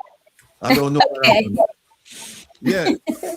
Listen, what you're listening to is a whole bunch of frustration, and people get stressed out over these things. So I'm going to use that to segue to your segment now, which is what people stressed out, and we have heard that stress can lead to a lot of ailments. True or false? Facts, yes. Somebody come to you and say, "Why, Mama Rose? Me just stressed out. Me just need something where me can just kind of hold a meds and kind of like just relax and calm down and kind of like just be able to deal with the world and the problems I'm facing." What would you suggest? Ashwagandha or our Clarity Blend tea that calms you down. Hold on a second. You said ashwagandha. Oh, that go ashwagandha. Ashwagandha. Oh, cause you know me think that say sugar and water. That me think. No, but that's not gonna get you hype up.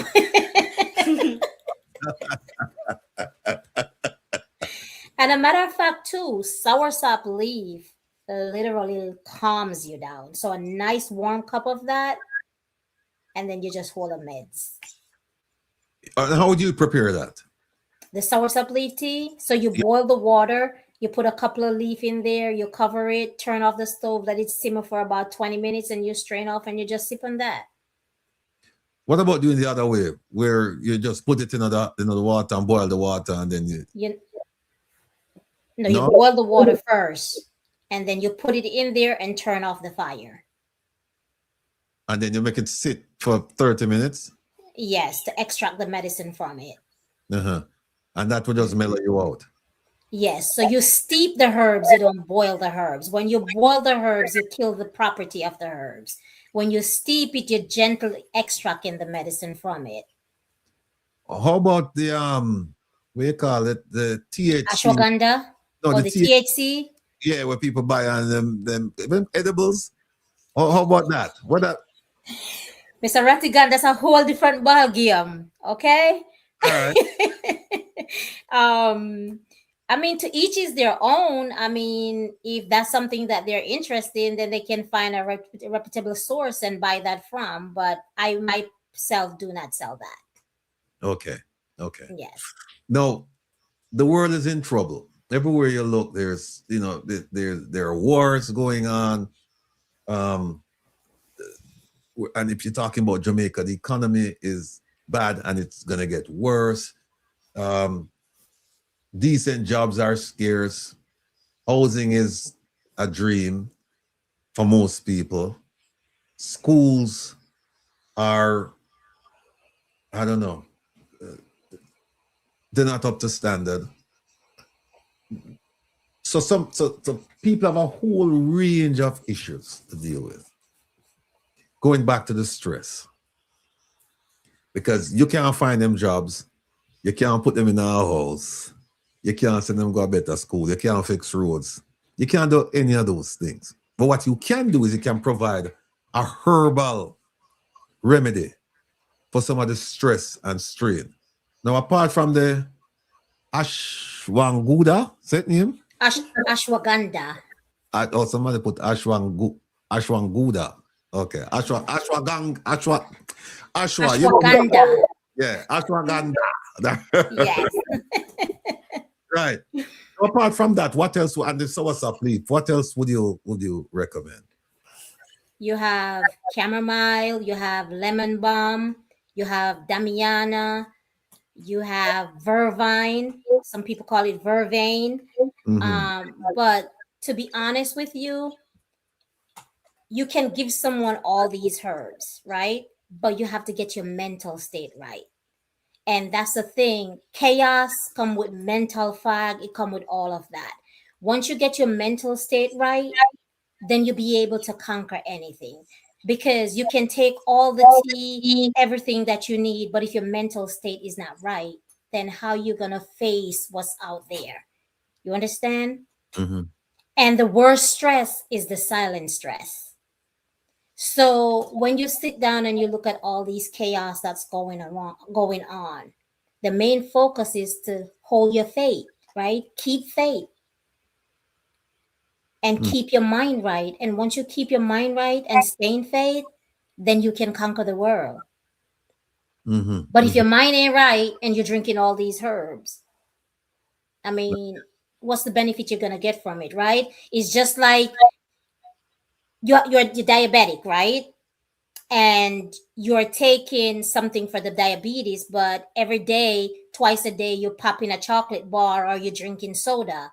How the diabetes is gonna able to go away? You know, so you have to get your mind right.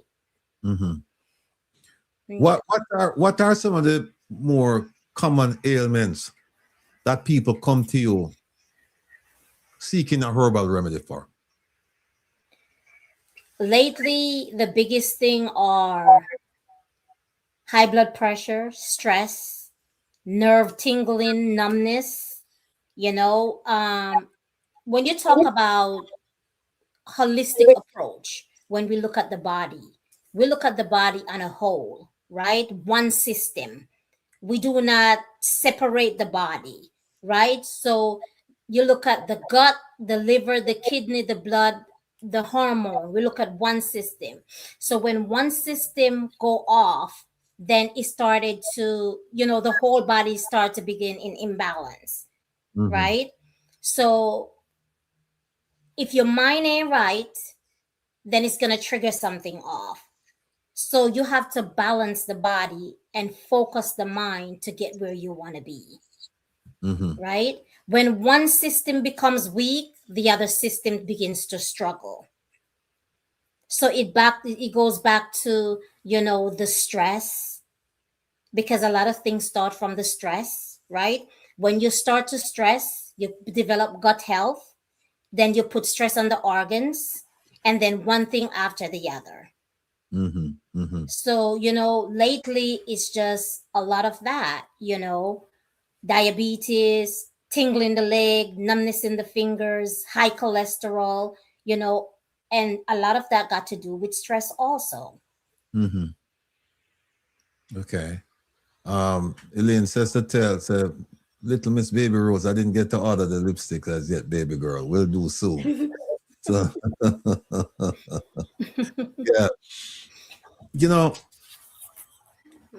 I was watching a program, what was it, today, and they were saying that almost everybody knows somebody, whether it's a relative or a friend, who had struggled, who have had some struggles with cancer. And I was thinking, I said, they're right, because I just have a very dear friend of mine who was buried last week, Friday, died from cancer. And a lot of people, they don't do they don't undergo a regular checkup. So they find out when they get sick and they go to the doctor that it's stage 4, so terminal. How do you address something like that in order to prevent it? How do you, rather than somebody coming to you and say, look, they say I'm terminal, they can't do anything for me, can you do something for me? Do you say to that person, you should have come to me 5 years ago or 10 years ago? We can't do nothing for you neither. How do you address? I'm trying to formulate it in a way where everybody can understand, and I think I'm struggling with it. But I guess what I'm asking is there a way? Is there a herb? Is there a formulation that you can say, okay, take this to prevent certain things, certain types of cancer? Is there such a thing? Or do you have to wait till people to get the diagnosis and then come to you and say, look, I have it? No. So we all have cancer cell in our body, right? It's how we feed our body that makes it grow, right? So processed food, stress, right? But if you want to take precaution, so talk about prevention, right? I recommend parasite flush, right? Clean the colon, clean the blood, right? Simple stuff like those to help the organ, do what it's supposed to do, right? If you think about it, is everything that we consume, whether it's pharmaceutical medication, whether it's herbal product, whether it's food, everything that we consume in our body have to filter through our kidney, right? So if we eat in all these processed food, all these chemicals, all of those are processing and filtering through the kidney, right? So that's why one have to be careful, the amount of processed food and the amount of snacking that you're consuming. Everything have to be with balance. Now, if someone should ever come to me and say, I am diagnosed with stage 4 cancer, right? The first thing I would recommend, and it's just me, right? Stop eating for 21 days. No rice, no pasta, nothing. You stop eating for 21 days. I put you on a parasite flush for 30 days. I put you on a cell division formulation, right? With a bunch of herbs like guinean weed, cheney root, almond beard, and stuff like that. 21 days, basically what you're doing is that you're starving the cancer. So whatever you're consuming, they don't want that, right? You're consuming the tea, no sugar. So 21 days, you're going to go through green juice, cucumber, celery, cilantro, all of those stuff. They don't want that. But it's how bad do you want it, right? So are you willing to clean out your kitchen cupboard? Are you willing to get rid of all that processed food? Are you willing to give up meat? Are you willing to give up pork, crab, lobster? So if you want it that bad, you will do that 21-day detox and reset your system. That's what I would do if someone comes to me. You mentioned green juice, and there's a commercial brand. I've had it lots of times, and I looked at the label. And when I look at the label, there were some names I couldn't even pronounce. A lot of chemicals in it. Give me your comments on that. When you say green juice, where do you get this green juice? Because they have a lot of them out there in the market. And like I said, the one that I used to drink, I stopped because I see a whole bunch of chemicals in it. So the green juice is going to come from your kitchen. You're going to make it. You're not going to go out and buy it, right? So this is where you invest in yourself. Either you're going to buy a juicer. If you don't have a juicer, then you go the good old-fashioned way of using a blender. You're going to buy your cucumber, you're going to buy your celery, you're going to buy everything, and you're going to make it in your kitchen. So when you make it in your kitchen, you know what you're putting in it. So that's going to be a journey for you where every day you're going to get up and you're going to make that green juice, right? So no tox, no chemicals, no preservative. It's straight from your kitchen to your gut. So you're resetting your gut and you're building back yourself. All right. Well, let me take it a step further. You're saying do it from your kitchen. Now, Yes. a lot of these herbs you'll see where they say organic, and nowadays we don't even know what that means, because we've heard, we've seen examples of people selling things that are organic, claiming to be organic, but they're not organic. So how do you know are you saying grow your own herbs? Or if you're going to go out and buy herbs, do I go buy my herbs from Kroger's or Safeway, or what do I do? Well, first, I would suggest to do your research. It doesn't hurt to ask questions. Somebody may know somebody. You just said it like about 20 minutes ago. Always research. You just don't jump and go do things. You do your own research, right? So maybe your next door neighbor may know somebody, or maybe the preacher down the street or someone. Because to be honest with you, Mr. Rattigan, when you really think about it, when we go to the store or we go out and we buy something, they said it's this, but how do we know? Right. You understand? So at the same time, I would say, we walk around with a powerful tool in our hand, which is our phone. Go on social media, ask somebody. There got to be somebody. I mean, we from the island, we can pick up the phone and call somebody back home, because I know we're still connected with someone, and ask, hey, how can I get this? How can I get this? How can this get to me? It's, if you want it real bad, you will find a way to get it. Now, when it comes to the fruits and vegetables, I will say go to the farmer's market. When you go to the farmer's market, walk the farmer's market, ask question, do you grow this yourself? If no, where do you get it from? Does it have seed, right? Because that's the big thing too. A lot of us, we get so laid back, and yes, I think it's safe for me to use the word lazy, that we go for a lot of seedless stuff, right? When there's nothing can grow without a seed. Simple thing like watermelon, we know the season, we know that summertime is watermelon, is seed watermelon. Watermelon is a great source of, cleansing the body and rebuild the body, cleaning the blood, right? So I would say take trips to farmers market, and get your fruits from the farmers market to blend. Best tell Alan the numbers on the screen. They're asking for your number. It's right there, 754-800-8143. And the website is right there. Let me see. Anybody have any questions? You know what? Let me open up the... Well, I'll tell you what. We'll just do a quick thing here, because we don't have much time left. And how much time you have, Mama Rose? Because I have one second. Okay, all right, cool. All right, stay with me. I just want to put up this one segment, and then I'll open the phone line, and then people can ask any questions they want. All right. Okay. All right, folks, we've been hearing about this Cuban program and what's going to happen with the absence of the doctors and, people's eye condition, this condition, that condition, because the Cubans provided this invaluable service to Jamaica, and they've been doing it for 50 years.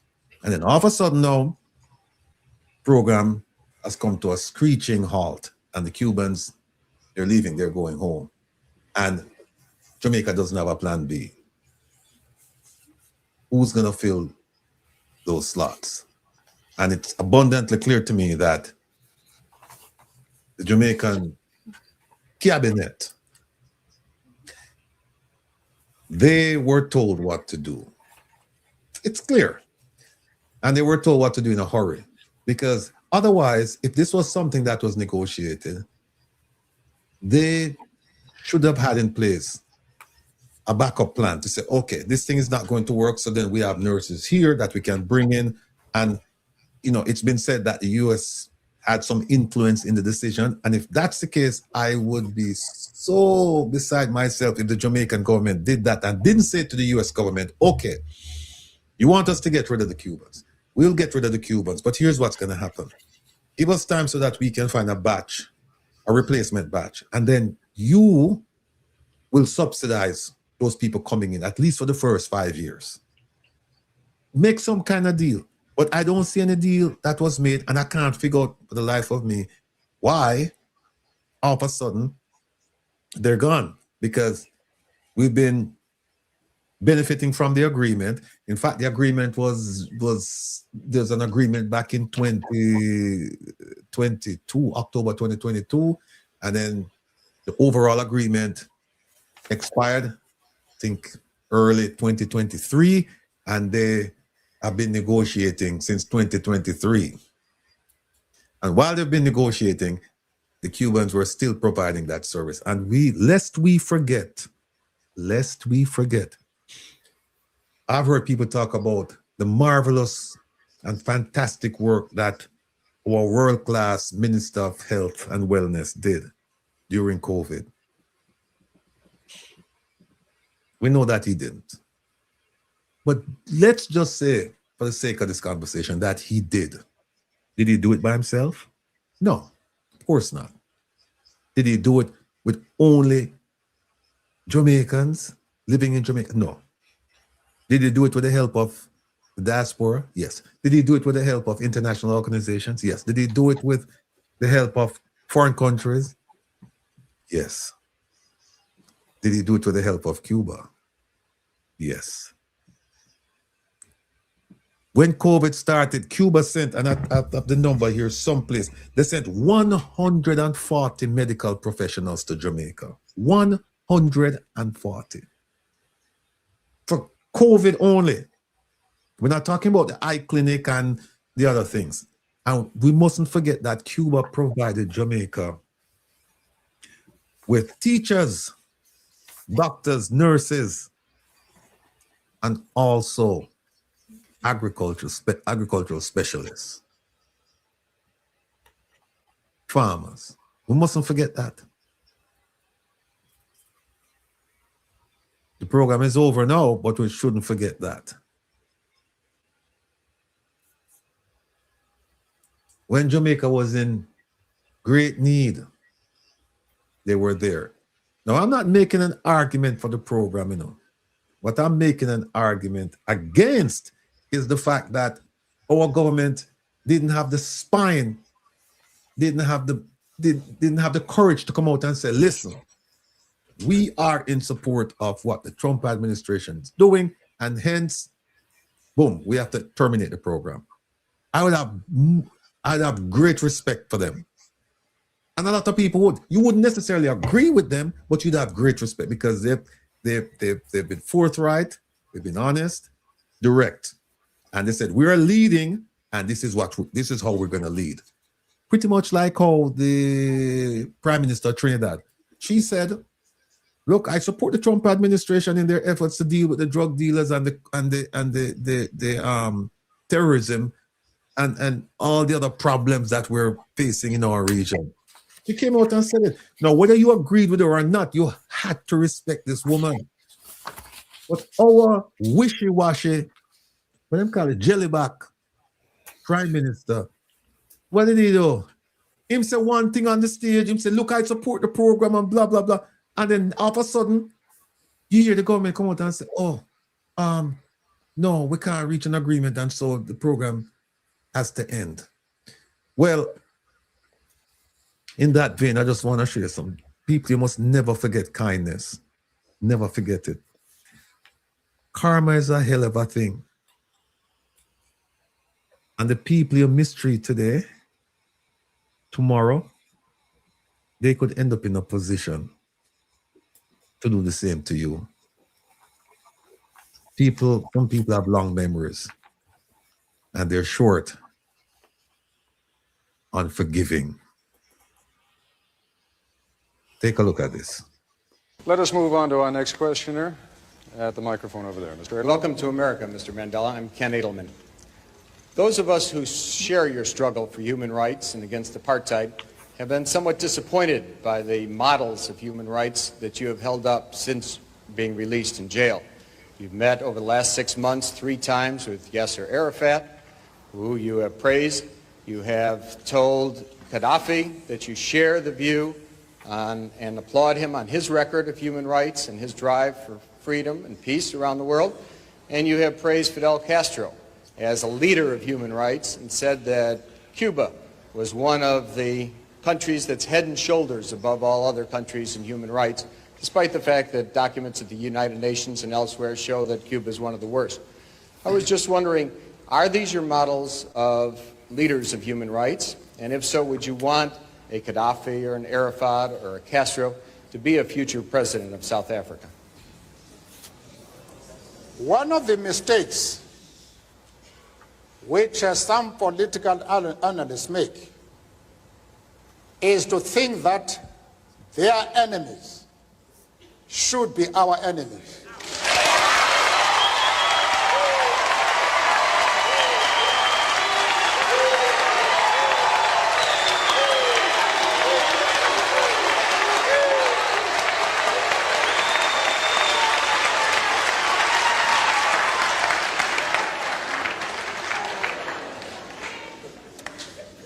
That we can and we will never do. We have our own struggle which we are conducting, we are grateful to the world for supporting our struggle. But nevertheless, we are an independent organization with its own policy. And the attitude of every country towards, our attitude towards any country is determined by the attitude of that country to our struggle.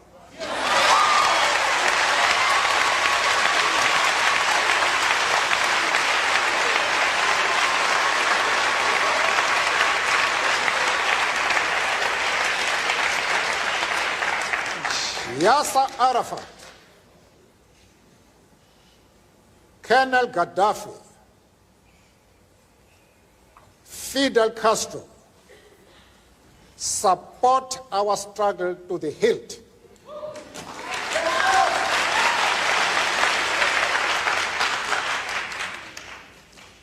There is no reason whatsoever why we should have any hesitation about hailing their commitment to human rights as they are being demanded in South Africa. Our attitude is based solely on the fact that they fully support the anti-apartheid struggle. They do not support it only in rhetoric. They are placing resources at our disposal for us. Let me stop it right there. It actually goes on much longer, where he started saying that during the apartheid regime, when they needed assistance, they reached out to the US and the US refused, and then these other countries assisted. Now, whether you agree or not, he has taken a position. And you have no choice but to respect people like that, because you know where you stand with them. And then you do whatever you want to do after that. But you know where they stand. But when people wishy-washy and claim that they're leaders, they're not. They're not. And so what we have in Jamaica is wishy-washy leadership. And we're going to deal with it comprehensively this Saturday. I've been doing a lot of reading, a lot of research. In fact, 5 o'clock this morning, somebody sent me something. I had never seen it. Having to do with the Cuban medical program. And when I make the presentation this Saturday, please think of it like this. I'm not taking a position whether it's good or bad. I'm taking a position on our leaders.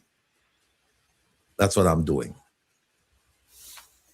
Because for them, they're meaning our leaders in Jamaica, to now say, oh, there's an issue because the Cuban government was being paid in American dollars. Who made the payment? The Jamaican government, including this government, made the payment. When they said, oh, we didn't know that, we discovered, that's where we discovered that the Cuban government held on to the passports of the Cuban medical professionals in Jamaica, thereby restricting travel. You say, but wait a minute, this has been going on for the last 50 years. And when they say, oh, the Cuban government is paying, we pay the Cuban government, and the Cuban government then, it pays the Cuban doctors in Jamaica a fraction of what we have paid them. That's a public secret. It's something that's been going on for 50 years. So how come you just discover it now? And just last year, you said that there are no issues with the program. Just last year when Marco Rubio brought it to our attention in Jamaica. He brought it to our attention. The Prime Minister got up and said, no, we don't fall into that category. Jamaica is different. We're treating the Cubans with respect and dignity and honesty and all this blah, blah, blah, blah, blah, blah, blah. And then now, less than a year later, or almost a year later, you come and you say, we discovered these things. Come on. Don't take people for fool. Don't take people for fool. I got Tom drunk, got Tom no fool. And so these things with them come with people. Don't make them fool enough. This Saturday, we are going to expose the whole thing. We're going to expose it because we're going to go all the way back and bring it to now and show you the program, show you the faults with the program, because believe me, the program had faults. One of the things that the Jamaican government said was that violation of international law and local labor laws. Want to really take people for that? 50 years them they don't violate local labor laws and not just realize now? No, it's not that. Reason why they got rid of the Cubans is simply because they were told, and they knew about this program, that the visa revocation program for leaders who engaged with the Cubans and had this program in their countries. And the State Department, they have revoked visas all over the world for people who've worked with the Cubans with this program, the medical program. And our Prime Minister, I want to say, he knows what he's done. He knows what he's done, and there is ample evidence of what he's done. All you need to do is just go look at the investigation over at the commission, the Integrity Commission, or look at the information they passed on to FID. Now, where you think them have a U.S. embassy in Jamaica and a consulate, you think them just sit down there so and I go a beach at the time and eat fry fish? You think of that them there though? Seriously, people. Don't think them come for a vacation. You think the things that an embassy is supposed to do, they want to do it in Russia and China and countries like that. But in a place like Jamaica and paradise, them don't do that. Them come for go a beach and swim and eat and get fat and have a good time and eat pan chicken like the minister some would have said and go to reggae party, soca party and have a good. No! The same mandate that they have elsewhere, they have it for Jamaica. And what is that? Of course, building good relations. But the other one is collection. Collection of information has to do with intelligence. They can tell you every single thing that the Prime Minister has done from the day he was born. Trust me. They can tell you every single thing he's done from the day he was born. They can tell you all of the people that he's had conversations with. They can tell you everywhere he's traveled in and outside of Jamaica. That's the nature of intelligence. We all have blemishes. And in Jamaica, we say the higher the monkey climb, the more he's exposed. Our Prime Minister is fully exposed. There's nothing he's done that the American government does not know about. And so when they say to him, listen, you're going to do this, he has no choice. None whatsoever. He must dance to the music. And so it is my opinion that it would not only be the revocation of visa, it would be something else.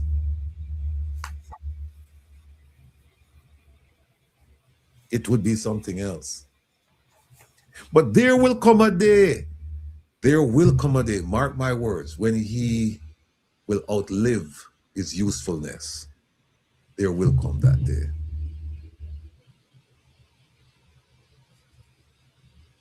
Nothing you do in the dark can stay in the dark forever.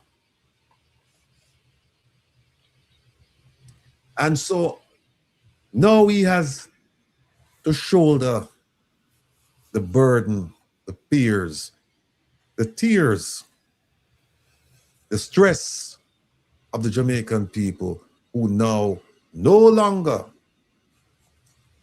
have the medical support. Jamaica's medical condition was terrible before this, and now it's going to get worse. And lest we forget, and my good friend Mystic mentioned it last night, the travel advisory, when it went up, was based on what?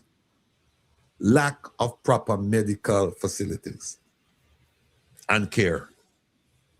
And the American government said to its people, we are not recommending you to go to Jamaica, but if you do, don't get sick. Because if you get sick, we are not paying to get you medevac, because that costs $25,000 to $50,000. We're not paying for that. And the medical facilities and the services in Jamaica are piss poor. The US government said that.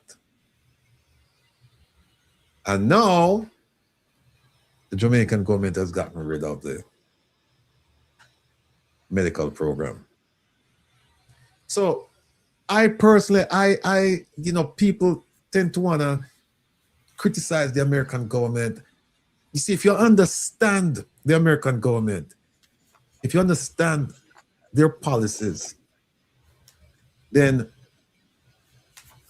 in some instances, not in all instances, in some instances, you don't get too wound up about their actions. Because keep in mind, America doesn't have friends and allies. They'll tell you that. They don't. America has interests. You could be a friend today, but if you don't fit into the interest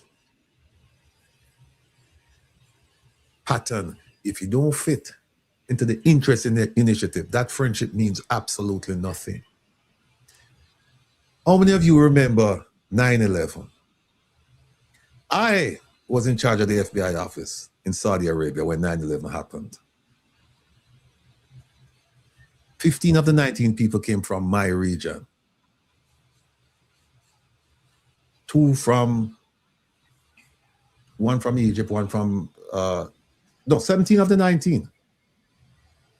Yeah, 1 from Lebanon, one from Egypt.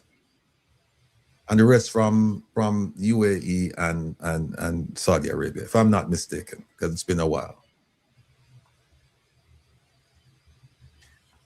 And remember how the Americans, they hated the Saudis. And by extension, I got hated for certain things too.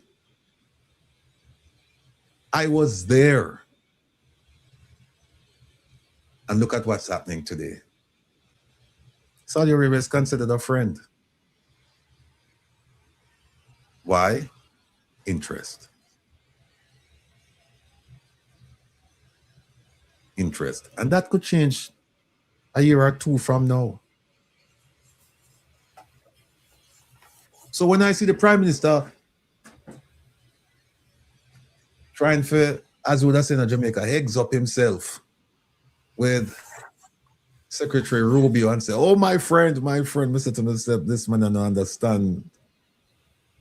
He doesn't understand. Or maybe he does, and he just want to fool the Jamaican people. You can fool some of the people some of the time, but you will never fool all the people all the time. And so here we stand, people. Stressful, devastating condition right now, where people don't know, particularly people with eye conditions, because the Cubans were known for that specialization. They were known for that. And I think OT has a, here we go. OT has a video. Oh, let's not get to Mama Rose with that. Yeah, anything for the IL. Hold on, I'm gonna play this first.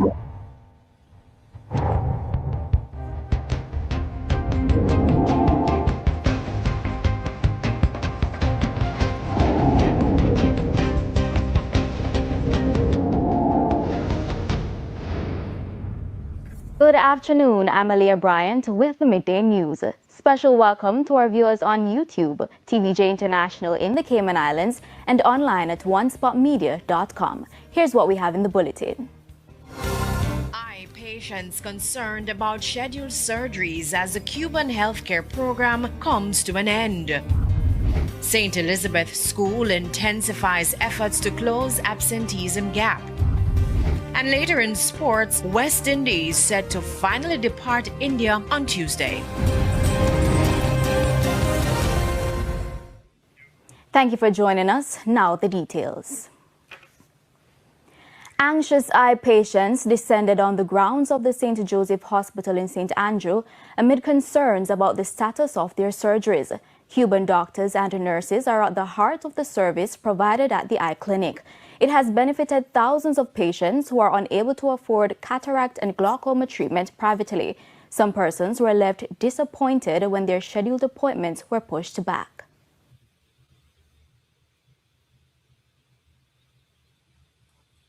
So basically tell you that the doctor studio supposed to be the appointment there, and then so because of the changes that happen, they will call in like 24 hours or 48 hours to schedule a new appointment date. Okay, you wasted your time pretty much. Yeah, I could have gone to school this morning and Permanent Secretary in the Ministry of Health, Errol Green, was on location. The Cuban authorities here in Jamaica have agreed to continue the service up to the 20th of March. So all those persons who have surgeries scheduled up to that date, the surgeries will be done. With many schools in South... See, we know a little bit about diplomacy. Just a little bit, because I've sat at the table. I've watched how that sausage is made. Look at the ingredients, and some of the ingredients ugly. Not good at all, but the sausage has to be made. And I'm just curious, we don't hear of a plan B. I mentioned it earlier. We don't hear of a plan B. The Cubans are leaving. Who's coming? Because if you tell me now that the minister is going to go to Malaysia, India, Nigeria, and other places to recruit nurses and doctors to come to Jamaica, that's a day late and a dollar short. It should be a seamless transition. The Cubans are leaving, that's Cubans leaving, planes landing, bringing in doctors. But that's not the case. And like I said, if these people were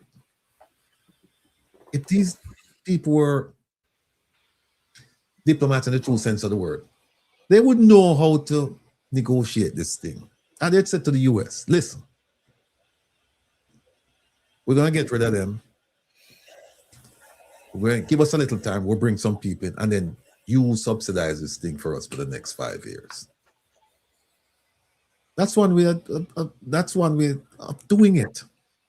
And I'm sure if they were persuasive enough, the US government would say, fine, no problem, because you're getting rid of the Cubans.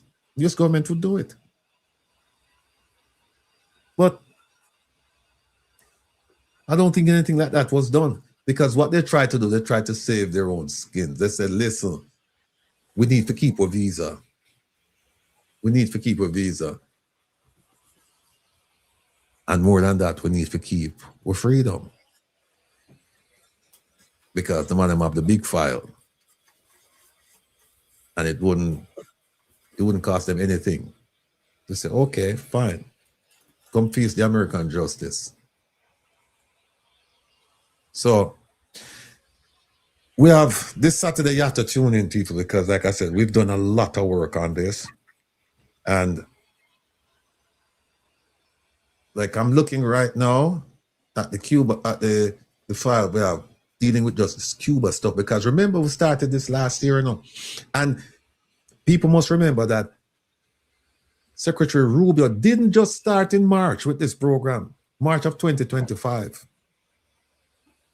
You can go all the way back to, wait, I think I have it here. Okay, I'll show you something. Take a look at this. This is 2016. When he wasn't Secretary Rubio, he was Senator Rubio. 2016. Look at this. This is the bill that in the 116 Congress that he tried to pass. It is right there. Mr. Menendez, who's in prison right now for corruption, and Mr. Rubio. There it is right there. Senator Rubio. This is 2016. And look at the bill. Look at the name of the bill that they tried to pass. Let me make it smaller. Here it is. A bill to respond to international trafficking of Cuban medical professionals by the government of Cuba and for other purposes. That's the bill they tried to pass. It wasn't successful. But this is 2016. Saturday, we're going to show you some more documents. We're going to show you documents 2016, 2017, 2018, 2019. We're going to show you documents till you fool.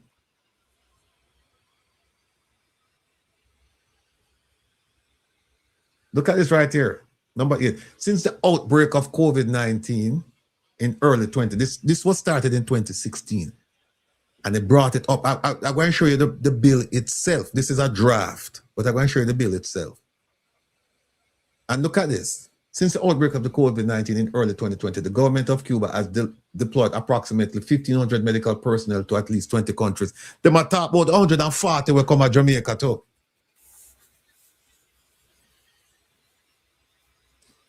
We're going to show you the bill. This is just like a draft. We're going to show you the bill itself. And there were some other programs that they had where they had a program where Cuban doctors would essentially defect. This program went up to 2017 and it ended when I think President Obama kind of resumed relations with the Cuban government and people could travel freely. So they said, we don't need this one. And then they came up with another one, a parole provision. And that ended, I think, last year. So we are going to show you some things this Saturday that is going to make your head spin. But look, we are running out of time. So what we are going to do now, we are going to open up the phone line. OT, you put it up there. And remember, people, we have Mama Rose and her lovely daughter Amuri with us. And Amuri is a herbalist in her own right, an entrepreneur in her own right. She have her own line of product, she do her own thing, and God bless her, and we wish her continued success, big success, both of them actually.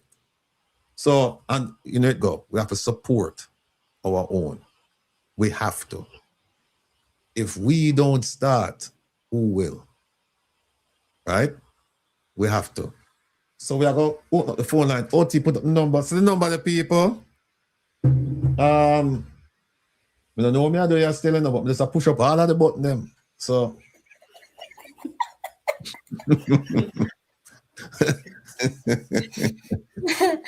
Oh God. No.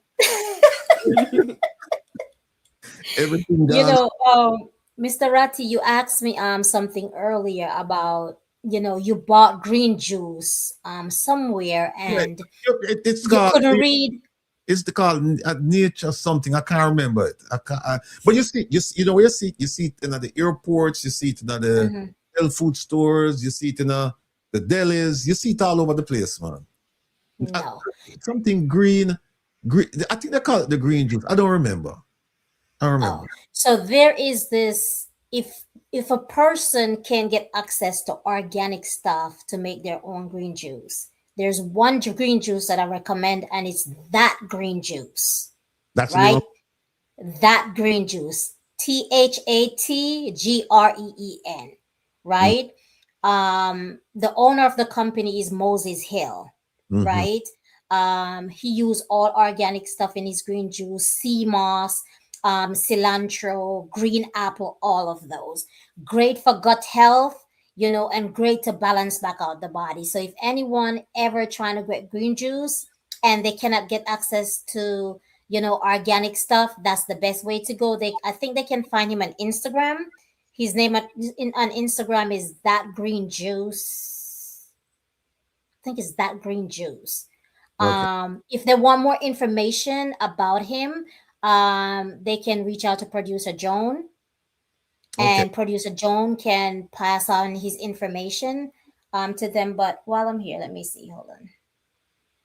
People, if you get a phone call, we have to shut down the program now. 667-369-8569.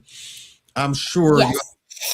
No, go ahead. What's the I'm number? sorry. Yes. So he's on Instagram as that green juice. Okay, Instagram that green juice, or you can reach him through Mama Rose at 754-800-8143. And if Mama Rose not answer the phone, Amari will answer the phone. You'll get somebody to answer the phone, right? And you can get that particular brand, because the brand that I know is not a good brand. All right, hold on a second. We get call you now, you know. Hold on there. How many do you know? Hold on. Hello? Hello?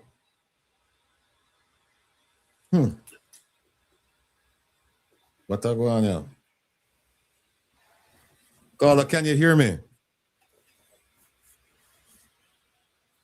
Hello? I can't hear you. All right. Hold on, caller. Let me take the caller. Hello? All right. I forgot to do that one I told you. All right, go ahead, Miss P.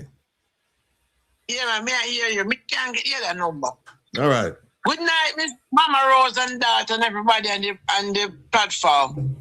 Well, Good night, Miss P. Miss Rose, you know, so I'm just learning more. My problem is Rattigan, no problem. My topic is when Mr. Owens I tell you no, to come home, tell people and diaspora to come home, come invest. Didn't we ask for a seat in the parliament for the diaspora? All right. No, don't start me up in the MSP. Didn't we ask for a seat in the parliament to represent the diaspora? Miss Them P. said no. Miss P. Let me just quickly address that. Going back to 2010, 2011, that was an idea. I think it really gave, it was birthed in somewhere about 2010, 2011. At least people started discussing it. And this prime minister came out when he was a candidate, when he was not even prime minister, and said, no, the diaspora is supposed to have a seat in parliament. And this prime minister, that was when he was a candidate. When he became prime minister, he said, not only should you have a seat in parliament, in the Senate, but you should vote. You should be able to vote in the national elections from overseas. You know how I know he said that? Because I heard him. And it was just me. It was me and the hundreds of people who were there at the town hall meeting in Queens. We heard him say that. And it wasn't just him. He was supported by the Honorable Minister Kamina Johnson-Smith, my favorite minister. All right. And up to now, we haven't heard we haven't heard that. The closest we come to it, you know what them say? In the constitutional bill, when they try to pass, when they rewrite the constitution. In it, them say that the Governor General can appoint a senator to represent diaspora issues. And you notice the difference. Not a person from the diaspora to come and represent the diaspora issues in the Senate, you know. It must be a senator from Jamaica that them say we will appoint somebody there to just deal with them issues. That's the closest. Thank God it never passed. All right. The next thing now, Mr. new friend them and in cabinet, believe we are idiot. Yes. The only problem we have financially embarrassed, but we have life and we have dignity, we have integrity, and we have a deadly to give it and run with it, and we need forever hard. Because the amount of people, when they sacrifice baby, 24 young baby dead in 24 days. So my advice to him, tough than any one of them, breed up on one another and get baby. You don't have no grandkids, you go get some. Because you can't tell people if you go come to Jamaica, where pregnancy come with complications most time, which is not what it do happen. There is no hospital, right? That's a one. No job with livable work. Even if you becomes a police soldier, whatever, them are complain too. Oh, you go mind, baby. Last one pack of last one $300 Jamaican dollar. Don't talk about a thing a feed. Cuban doctor then gone home now. So we take them out here. Okay? Hmm. And you miss some match with some wood that content about invest. Invest in what? What if you invest in that? After we take we land. When diaspora come to Jamaica, so them have to invest. They have to go pay for the beach. What can go so? When then they offer, when then they you want they never travel. You want a nice like your first call to them and you have but at least they not pay for the beach. Right. Don't it? Right. So those are the things that you have to look into. The next thing, if woman and carry man come here, who no go take police shoot them and say them are deportee. And so we no get called and murder them. Don't it? So there are enough things we want to do. Wait a fire back pound no man. Go breathe up on the one another man and tap 10 people them foolishness. American, the rest of the whole world in a problem now. People we pray and make it work out. Right? Mhm. So go with no foolishness, man. We tell that uno. All right. We don't have favor in there tell we pay a lie about money like we are idiot. Yeah. Like we don't know money and since they sit with them up with all this old man where in do all the years of police work. And now he's still around government business. One to young people them. Yeah, we'll talk. Anyway, later. We'll talk about it Saturday. All right. Thanks for the call, Miss P. Big up yourself. Take care. Yeah, man, big up. All right. Yeah. Caller, welcome. Can you hear me?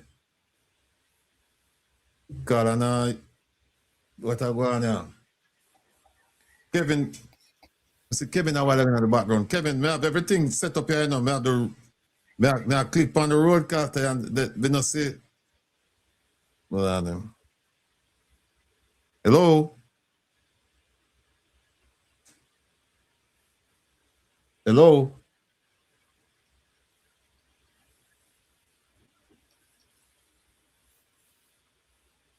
Hold on now. Hello? Hello? Good night. Yeah. Kevin, Kevin, we have a little, hold on, Miss Philly.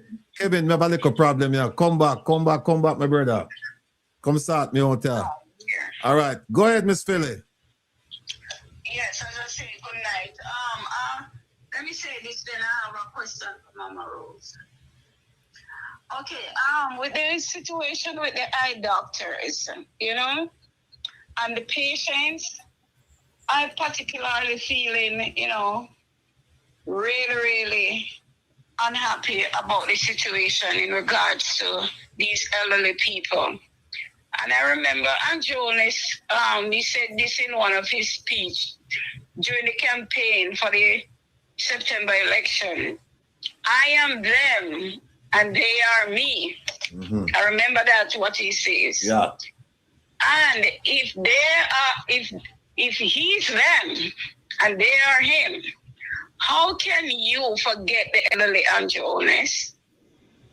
That statement you make. Okay. Now, the elderly, in any country, you always be mindful of them. Take care of them. Some of these people, they have contributed to their country's development. And they need to be taken care of. When I heard one of the gentlemen during the interview, he says, he couldn't see out of his eye. And after the surgery, he was able to see. And now the other one is to be done. And all hope is gone. When you really look at those people, you see the stress, the anxiety on them. How can Andrew Owens as a prime minister do this to these people? Remember, Jamaica don't have that system with iCare set up. And for the 50 years, the Cubans are in Jamaica. They have made people's lives better health-wise. And if they are going to withdraw the service, because they must have known that it was coming, put a contingent plan in place so as to keep helping the people until they sort out whatever the issue is or their problem or what they are going to revise or whatever. Put a contingent plan in place because the people, they are depending on the special care. How can this happen? Just drop it wrong, done so, and nothing? This is not right. All right. All right. Minister, I don't know why they are keeping him because he's doing no good to Jamaica. Worse, every day it gets worse and worse. And all he's doing is flapping his mouth and talking, and nothing serious is happening. Where health care of all is important to the people in the country. Then the people must blame themselves too, because again, you know that he fooled you one time, you're allowed to fool you a second time, and who is suffering? PNP and JLP. Jamaica must get united and stop talking about the P or the J, because you never know when you will need the care or whatever the corruption is happening in Jamaica will knock at your door. All right. Okay, said all of that. To Miss what's her name Mama again? Rose. Mama Rose. Mama Rose, a question when I was listening about the cancer situation, because I have family members who have died, more than one, more than two, from cancer. That's something in our family line. So therefore, is it important too, as well, like your cooking ware, pot and so on that you cook it? Is that important when it comes on to cancer? Because I really don't use the ordinary type of pots to cook. I use a pot like what they call it again, I forget it, the name that they call it, but I use a special type of pot, like, you know, to prepare my meals and all of that. I just don't use the common little pots like that. So is it important in that area to say about that situation? And also, if the cancer is in your line, your generation, then what can you do? What can you do to say, okay, keep yourself a certain way, eat certain way? For one, I try to eat organic. I try to take care of myself the best way I can, because I know family members have cancer and so on, and some have died. So can you tell me what are some of the things, the precautionary measures I can take, and also to address the issue of the cooking ware? Thank you. All right. I'll listen. All right. Okay, so the only thing I would suggest not to use non-stick pan. You're muted. Right?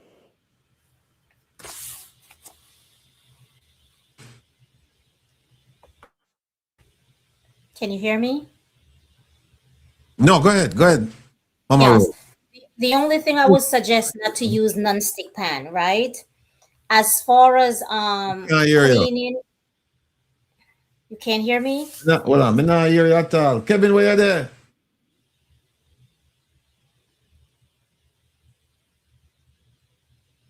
Yes, can you hear me? Hold on, Mama Rose. Kevin, I'm going with some things in the background now.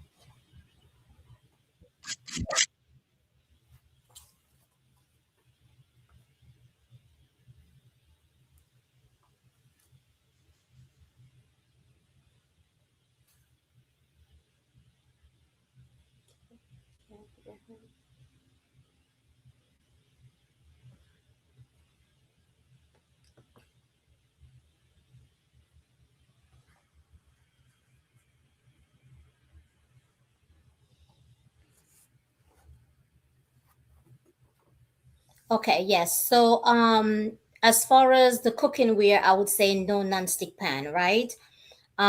With the cancer history in the family, I would say, every so often, every 6 months, you do a 30 days parasite flush, a colon flush to Yes, keep the okay. colon going and Let's helps to flush start that out the first. We're trying parasite, to right?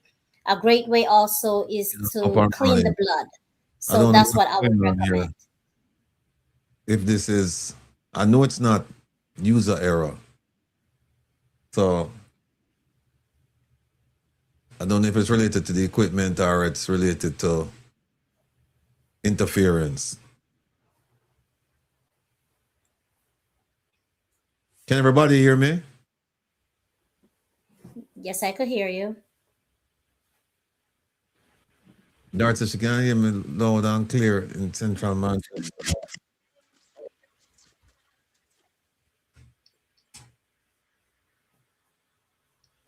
Yeah, I can't hear anything.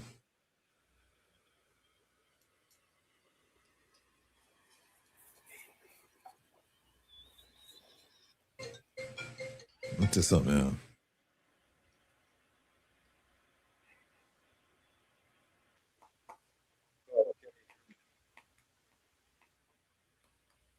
No. Yeah, Kevin, we have a caller right now, and I can't hear a thing.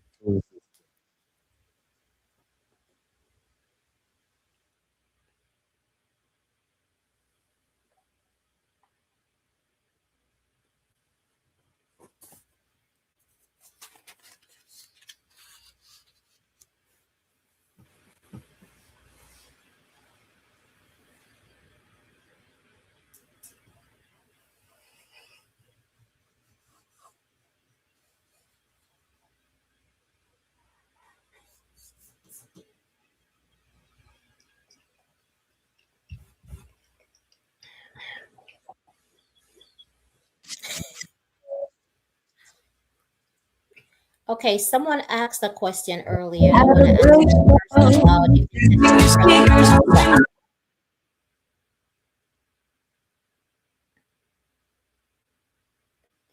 So there's a herb called eyebright or donkey pee, and there's another one that called pum pum flowers. That's a great herb if you're having eye problem that you can use that to make tea and drink it.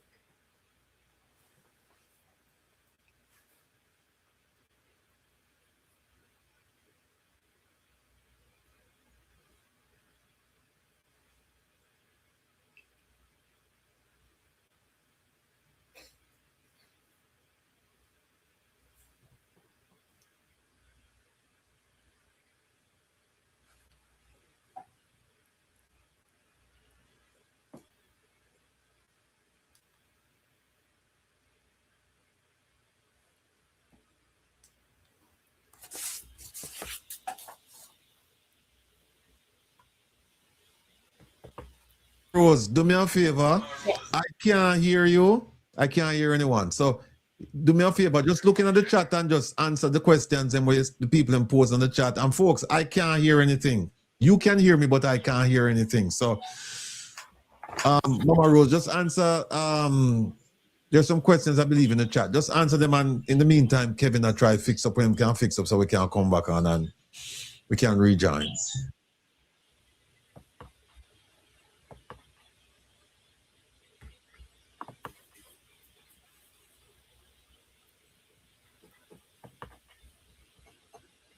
Yes, so the donkey pee, yes, it's for the eye. Yes, correct. And the pum pum flowers, yes, it does grow on the roadside in Jamaica.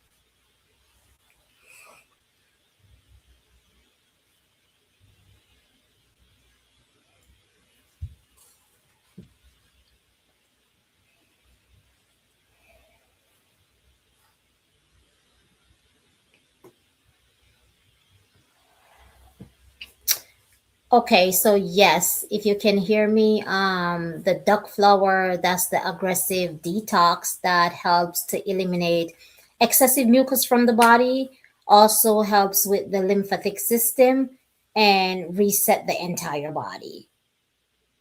The process for the cleanse takes 6 to 8 hours. You have to be home. You'll be throwing up, pooping at the same time, and going through a whole detoxing process where all the unwanted waste is coming out. Intermittent fasting is good. I enjoy doing intermittent fasting, especially from noon to noon. So in the morning, I will not consume anything until about noon, where I will eat, and then I don't consume anything until noon the next day. Sometimes I'll do that for a week, sometimes a couple days, but that's a great way of giving your body rest and taking some of the pressure off the organ. You don't boil the duck flour. You if it's the raw, if the flour is not dry, you can wash it and blend it and drink it. If the flour is dry, then you soak it overnight and then blend it in the morning and then drink it.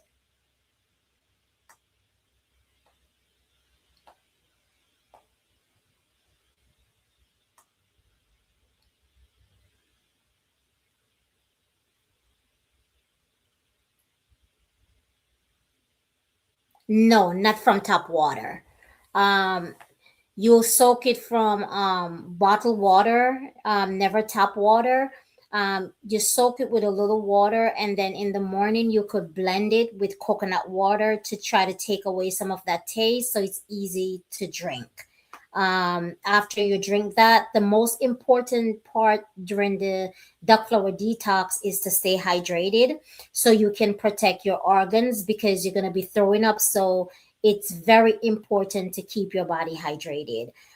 During that process, no processed food. You'll be consuming smoothie or coconut water or regular water. No, you can soak it in warm water, but not hot water.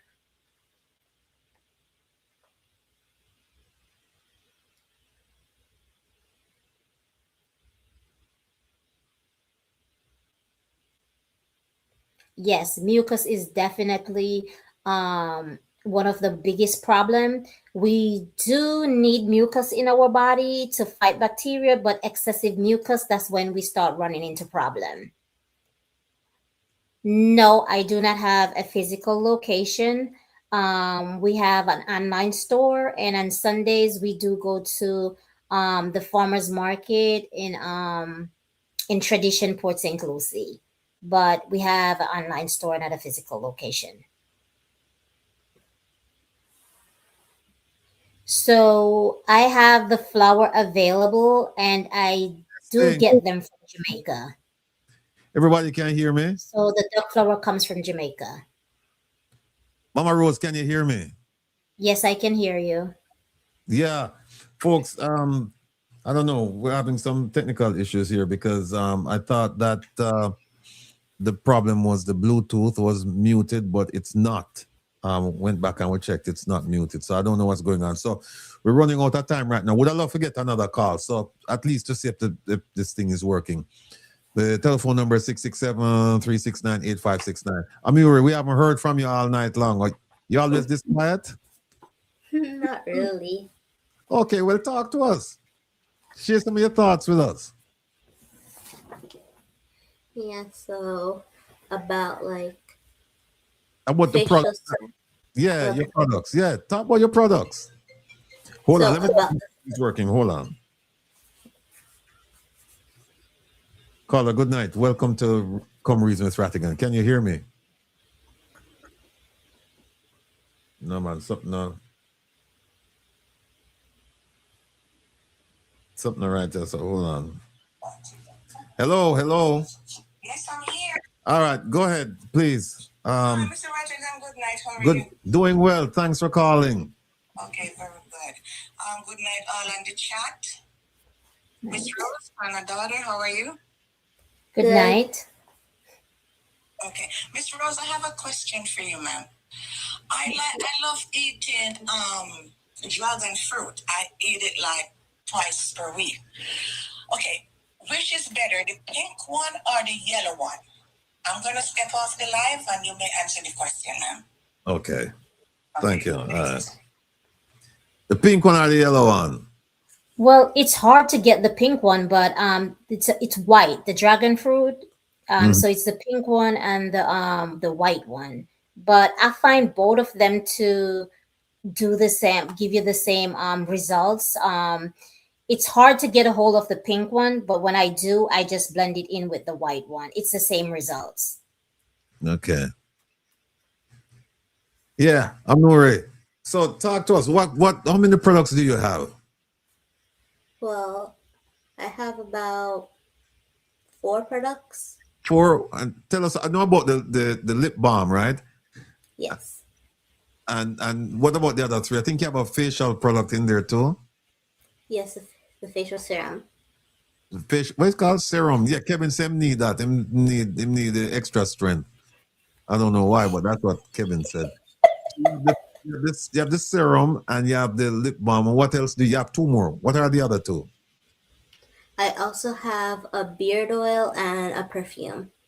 Oh yeah, the beard oil. Yeah, Kevin said they need the beard oil too. And the perfume. Talk to me about the perfume now. What's the fragrance? What's it called? And what does it smell like? Well, I have 3 different types of perfumes. I have a rose. I have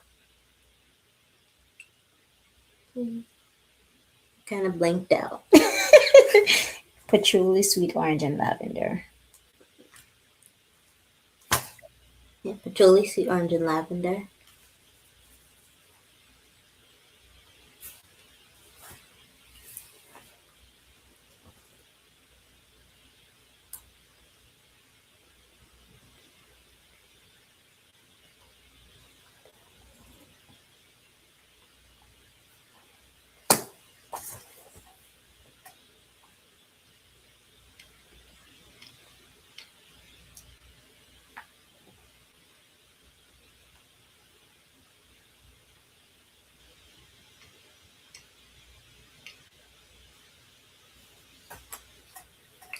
I also have a facial. Oh, he's gone again. We can't hear him. Okay. Okay, now he's back. Oh, yeah. Did you hear what the question? The caller was asking about the upcoming Diaspora conference. It's a biennial conference every 2 years, and it's going to happen this year, June. And we're telling people, don't support it. Do not support it. It wasn't intended for people like you and me. It's a retreat essentially for investors. You save up your little money and run. Go to them no, mean nothing to them. You get to take a photograph with the officials, and then next week you ask if somebody showed them the picture, ask the officials, you know this person? No, I don't know you. Him just grin and skin and take the picture with you and move on. This is a ask them about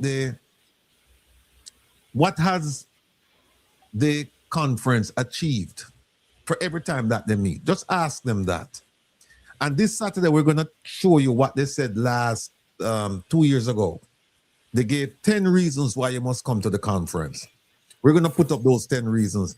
And we're going to give, so they said, here are 10 reasons why you must come to the conference. We're going to give you 10 reasons why you must not go to the conference. And by the way, when they have the conference, we are planning to have a conference as well the same time. They're having their conference during the daytime hours. We'll have ours at night. It won't cost you a plane fare, a hotel ticket, a car rental, nothing like that. Just a little investment at a time, 2 hours. And then we can go through the things that they went through that day. And what we're going to try and show you is that your interest is not being discussed. This is about people of means. It's about who can invest, where, and how, and why. Has nothing to do with us. Just the word diaspora is actually, it's a misplaced word. It shouldn't be there. It should be the Global Jamaica Government Conference. That's what it should be.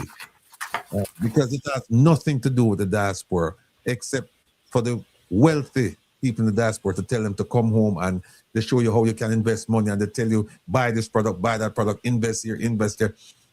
If you're planning to go back, go visit your family, have a good time. You don't need a conference. It's a waste of time. Plus, they're going to put you in some hotel where you're going to have to pay $200, $300 a night. It's not worth it.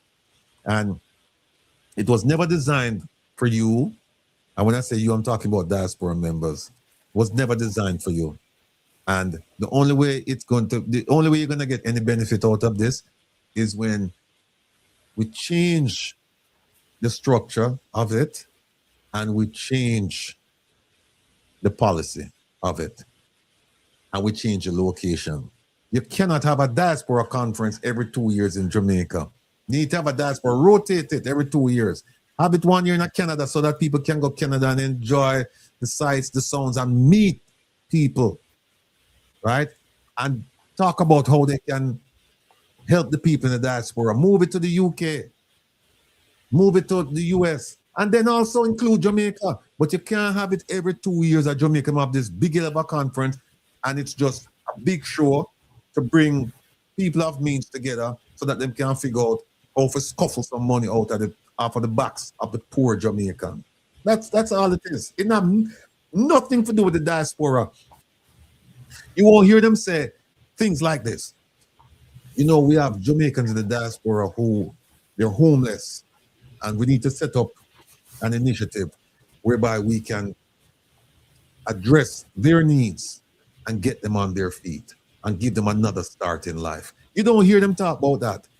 But guess who talks about that?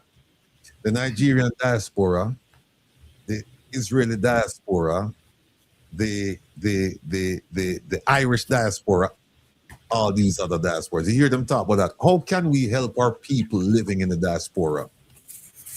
You won't hear that from this one for Jamaica. You won't hear it. And by the way, some of those, I'm going to go back. I think they're all registered 501c3 organizations so that they can raise funds legally. Our one, it's not registered. You know why? Because you have government officials sitting on it, and you can't have government officials sitting on a 501c3 organization in the United States. That's why. So when they raise funds illegally. And it's just a matter of time before somebody start lock them up for money laundering. Just a matter of time. So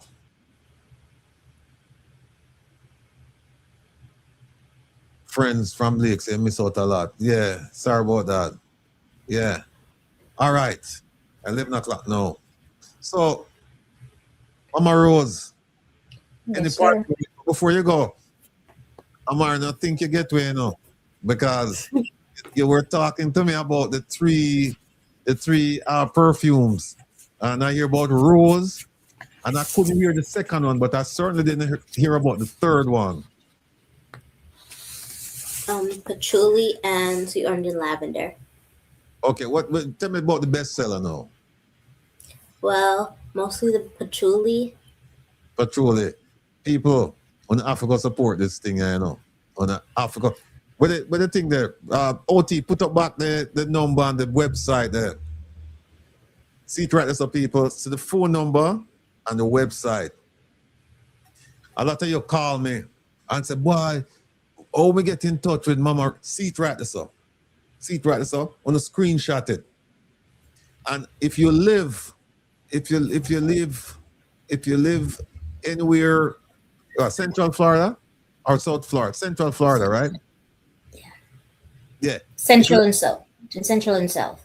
Where are you every Saturday? You're at a farmer's market, you say, right? Sunday, yes. What name? Tradition in Port St. Lucie.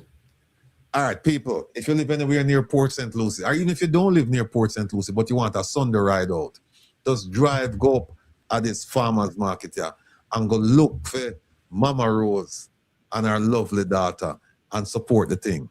And if you cannot go, There is the phone number right there, and there you have the website. We always talk about why them people are coming to our neighborhood and them sell them things and blah, and the product not good and blah blah. And we gravitate towards that when we actually should gravitate towards people like these two people right here, because they're working hard, they're working smart, and they're working for us. Them now try to rip you off and run. She's there every Saturday. You can find her. Her website is right there. The phone number is right there. Not only that, look at her lovely daughter. If for no other reason, you need to go look for these two ladies and just be inspired by the smiles of them. Look how radiant the smiles are. And look at the color. This time I have to go get Kevin right, you know. I have to go get the, what do you call it? Serum. The serum. That's a serum. Now we'll get the serum. Come on.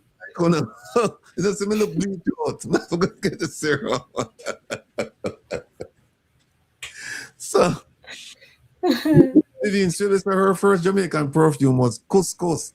Well, we're cool now. We'll move from couscous, Vivian. Vivian, I want you from Vivian, you have to make that call. There's a number, 754-800-8143. Vivian, take your phone right now and take a picture of this. And I want you to call and get the patchouli. And then when you put it on, you tell me the compliments you get from people around you. All right?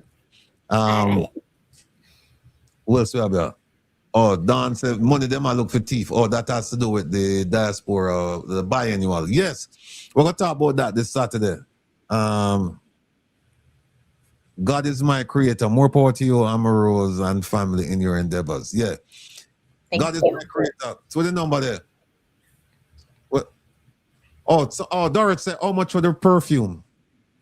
It's $18. So those are oil-based perfume. Okay, so non-alcohol, no preservative. They're made with oil and essential oils. Mm-hmm. So lasts longer then. Yes, so it literally goes on the skin, not on your clothes. Okay. Yes, and they're $18. Gazeta Headless say, I love lavender. I hope, when you say you love lavender, I hope you're telling me that you love the lavender perfume that Amari is selling. I hope that you'll tell me. If not, then you need to get her number and give her a call. And by the way, lavender is supposed to make you sleep. So, you put it on the perfume. You're going to knock out the people around you. Well, remember, the conversation was everybody's so stressed out. So you put a little bit here at the tempo, out here, and you go on about your business and calm yourself down. So there's a little calming remedy right there. I'm convinced. So you don't need to make cologne now, because we can't wear the perfume. We need to make some cologne. So actually the patchouli is for the man. Well, it's unisex, right? So when you talk about you can't wear the woman, it's for both men and women, right? So you have someone who like to smell sweet, a little roses. Then you have the sweet orange and lavender, but the patchouli is more of a rustic, earthy, woody smell. So for a guy who don't like that sweet smell, they will go with the patchouli. So the patchouli then would be like a winter fragrance then, if it's rustic and woody. Yes. Summer fragrance, something light and fresh. Correct. So if you ever smell like cedar wood or pine needle, like it's something like that, more rustic, earthy. Mm-hmm. Yes. I never heard, God is my creator, a Musa oil. I don't know what that is. You know about that? Mama Rose, Musa? No, I don't use Musa. Gazette, I heard that she called last week. She said, I have more questions for you and I will call you. Okay, so you expect a call from Gazette. Okay. Who else is here? Vivian, you need to make that phone call, Vivian. You need to make that phone call. Don't make me call Mama Rose and she says she know hear from somebody by the name of Vivian Swavey. All right? So Vivian, you need to call. Yeah, folks, we're going to stop it right there. So, Mama Rose, it's been a pleasure. Yes. Always a pleasure. And thank you. When I come down that side, you will definitely be on my list of stops. Definitely will stop by Okay. You're welcome, Gazetta. Now go definitely make a stop and check out everything what's going on down there. And I encourage everybody to, Vivian says she'll call. Good. Encourage everybody to go down and make a stop, visit the place, visit the people, and show your support. All right. And I'm sure her lovely daughter will be there as well. Somebody said she's shy, but I don't think she's shy now. I think she's just shy when she faces the camera. I think in person she's a much more, engaging person, and she won't be like the back. She'll be up front. Am I correct? Yes, I'm correct. All right.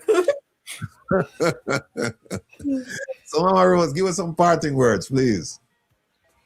Well, just food for thought, when the gut becomes imbalanced from stress, processed food, sugar, the body struggle to absorb nutrient and remove waste properly. So just keep in mind that when we stress ourselves out, it affect our entire body. So that's the word I'm gonna leave you all with tonight. It's easier said than done not to stress, but a wise man once says we have to learn how to control our emotion, our mind. So once we control our mind, we'll be able to control everything else around us. And that's what I'm gonna leave you guys with tonight. For the people who live in Jersey, the next time I'm in New Jersey doing an event, I will definitely let you guys know so you can show up. And like always, thank you so much for, having me on, and thank you for the platform to, talk about the herbs and, how people can use it to better fit their needs. All right. Well, look, you, Mama Rose, and you, Amari, take care of yourselves. Thanks for coming on, and we look forward to seeing you real soon and continued success. Blessings. Thank you. Blessings. Have a good night. All right. Bye-bye.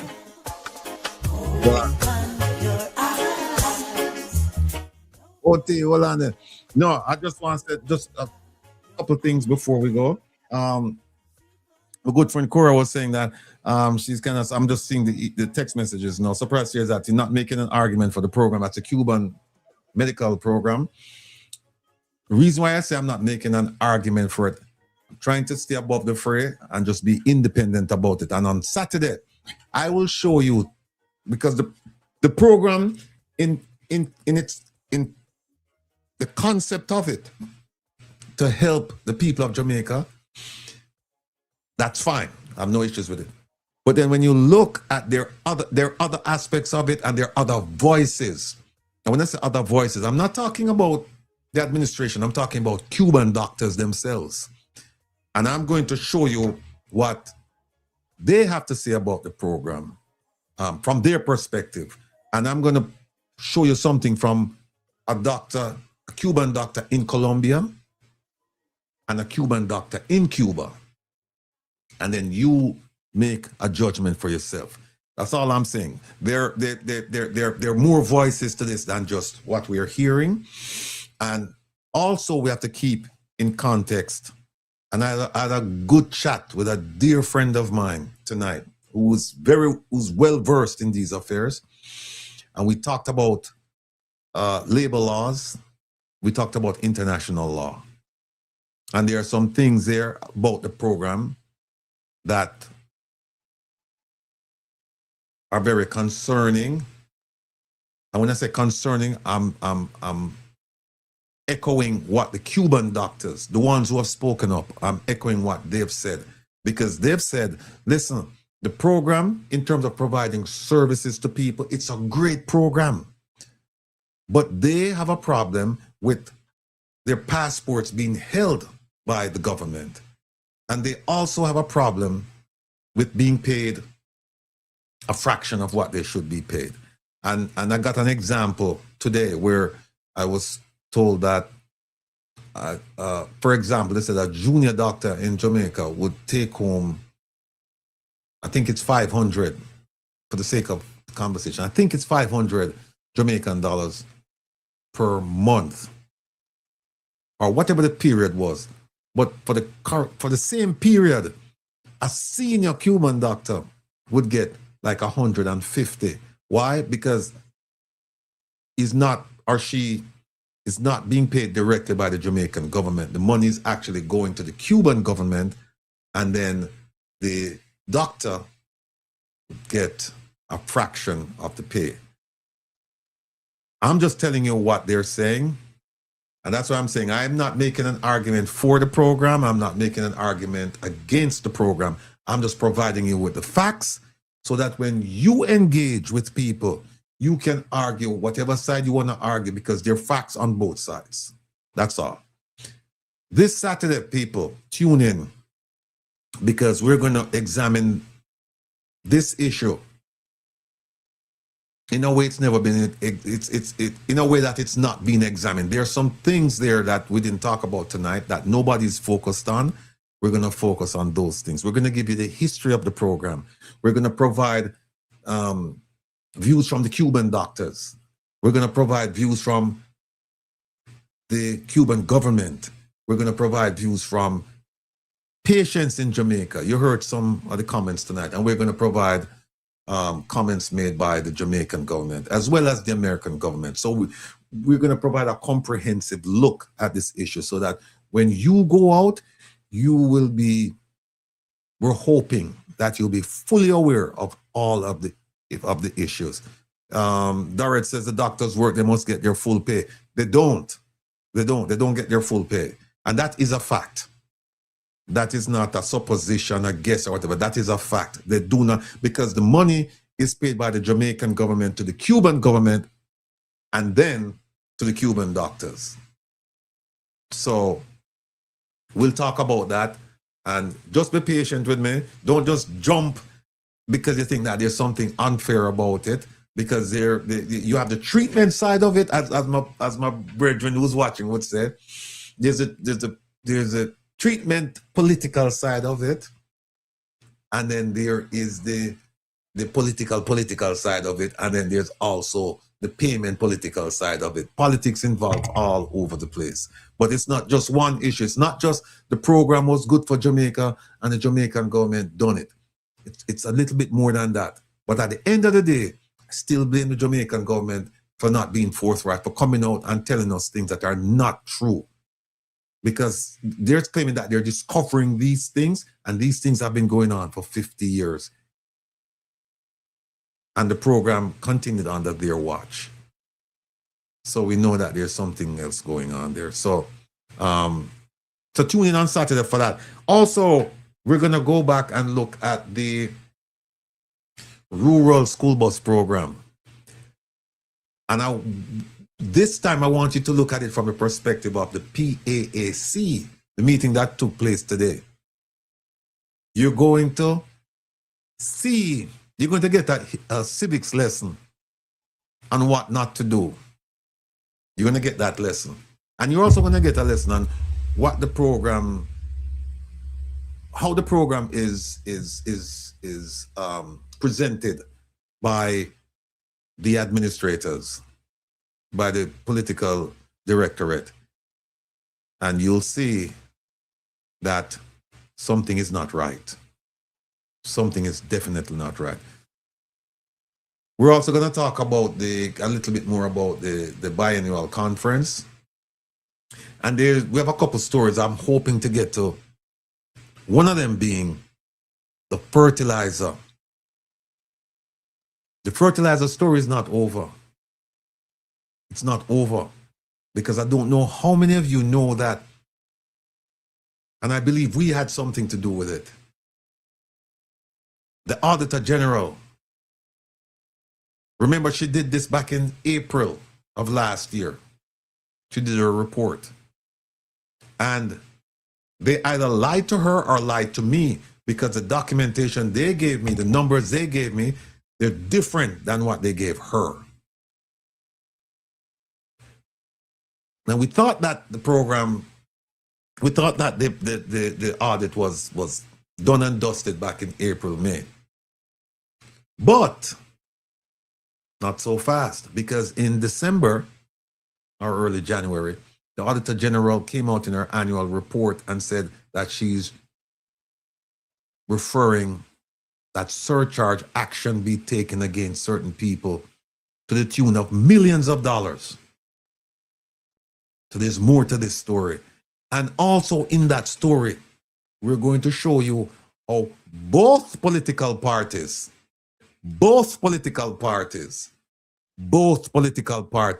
benefited from the Moroccan fertilizer. And we're going to show you that they should not have been involved in it at all. Who said that? The Auditor General. And how did she come to that conclusion? Because of the policies that they had at the time. The politicians were not supposed to receive fertilizer. And then we're going to show you a politician who wasn't even an MP at the time, and he got fertilizer. He got fertilizer. So there's no 9-day wonders around here, because you see, these things have a way of cycling. And we want to make sure that we keep the light on these issues so that people think twice before committing them again. Also, lest I forget, thank you, OT. This Saturday, come prepared to take your midterm. If you don't take your midterm exam, you will not be allowed to take the final. I repeat, if you do not sit the midterm exam this Saturday, you will not be allowed to take the final exam.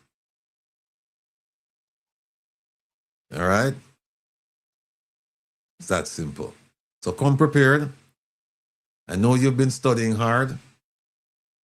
The questions should be easy. The questions will be easy, but only if you've been studying. If you haven't been studying, dog me, I'm your supper. OT lead out. Big up on yourself, my people. See you on the Saturday. And by the way, remember the time change. So it will be, we'll start 3 o'clock, our time, which will be 2 o'clock Jamaica time. That's how you go, OT? All right. Yeah, I think so. Yes, June? Yeah. Yeah, it's 3 o'clock. 3 o'clock New York time, 2 o'clock Jamaica time. Big up everybody in the UK, in the Caribbean islands, in the US, Canada, who support the program. Keep the support coming and growing, because we're not ease up as advocates networks. We're not ease up. We'll just keep the pressure on. Oh, and if we get to it, we would love to have a discussion about third party, because in my head, 2 o'clock, 3 o'clock in the morning, I'm still thinking how this thing could be formulated to benefit the Jamaican people. And we're going to have hopefully another discussion on it, because I have some more ideas regarding the third party initiative, where 5 politicians can actually run the government. Forget about 32. 5, just 5 can run the government. And when I say run it efficiently and hold people accountable. And we're going to delve a bit deeper into that initiative. And again, we are not planning a third party or anything of the sort around here. It's an idea. It's a point of discussion. We can't be stagnant and just keep having the same discussions about PNP, JLP, whatever. Let's broaden the discussion and see if it's possible that, or how it's possible that a third party could engage for the benefit of the Jamaican people and hold both parties accountable. And I just want you to remember this. 31 seats can't run government. if you have two parties and you have 131, it stands to reason that you'll have another one with 32. That will make up 63. But we're talking about a case, we're discussing a case where you have like, what is it, 27 and 31. 27 and 31. Right. And you have a third party with the remaining 5 votes. 27-31. That can't run government if you have five third party votes. 5. The 5 third party votes, they will control the government. They will be able to say to the one with 27, we're going to have a coalition government. You won't have one party government, it will be a coalition. They have to join forces. So either the 5 votes going to join the 31 and make it 36, or them going to join the 27 and make it 32. And guess what happened with that 5? You have so much power. You can now say to them, any one of the two parties, 27, 31, what's your mandate? How you plan to help the people of Jamaica? And we will join you if we get 2 ministerial positions and we get a Senate seat. And for our 5 constituencies, we get road, water, light, jobs, house. We get all of them things. Otherwise, guess what happens? You're going to be in the minority. We are going to go over here. So we are going to discuss that further this Saturday. Lots of things to discuss. And I'm telling you, people, the problem is that we just don't have enough time. We know we said 5 hours and people said 5 hours long. But believe me, when we sit down on a Saturday and we start discuss the topics, we have 10, 12 because Jamaica is the gift that keeps on giving. Jamaica is content rich. Even when you're not looking for material just drop right in your lap. Today, my good friend Jeffrey Tavares reached out to me and said, hey, go listen to the PAAC. Jeffrey, big up yourself and thanks, because I did. And that's when I went there, I couldn't believe the conversation that they were having about the rural school bus program. Whole heap of misdirection, misconception, misinformation, disinformation, and as the Minister of Education would say, some of those words, they're just nice words for flat out lies. All of that took place today. So you see how many things we have to talk about this Saturday. Lots of things. And when we talk about these things, we don't talk about them in a scandalous way. We talk about them in a factual way. And that's why people can't argue with us. They can say they don't like way, and that's fine. Everybody not gonna like you. But they can't take issue with the things that we're putting up. They cannot. Because the things we're putting up are, for the most part, their documents, their words in a video, or from some international organization. So let them take issue with that. And then Saturday night, we're going to have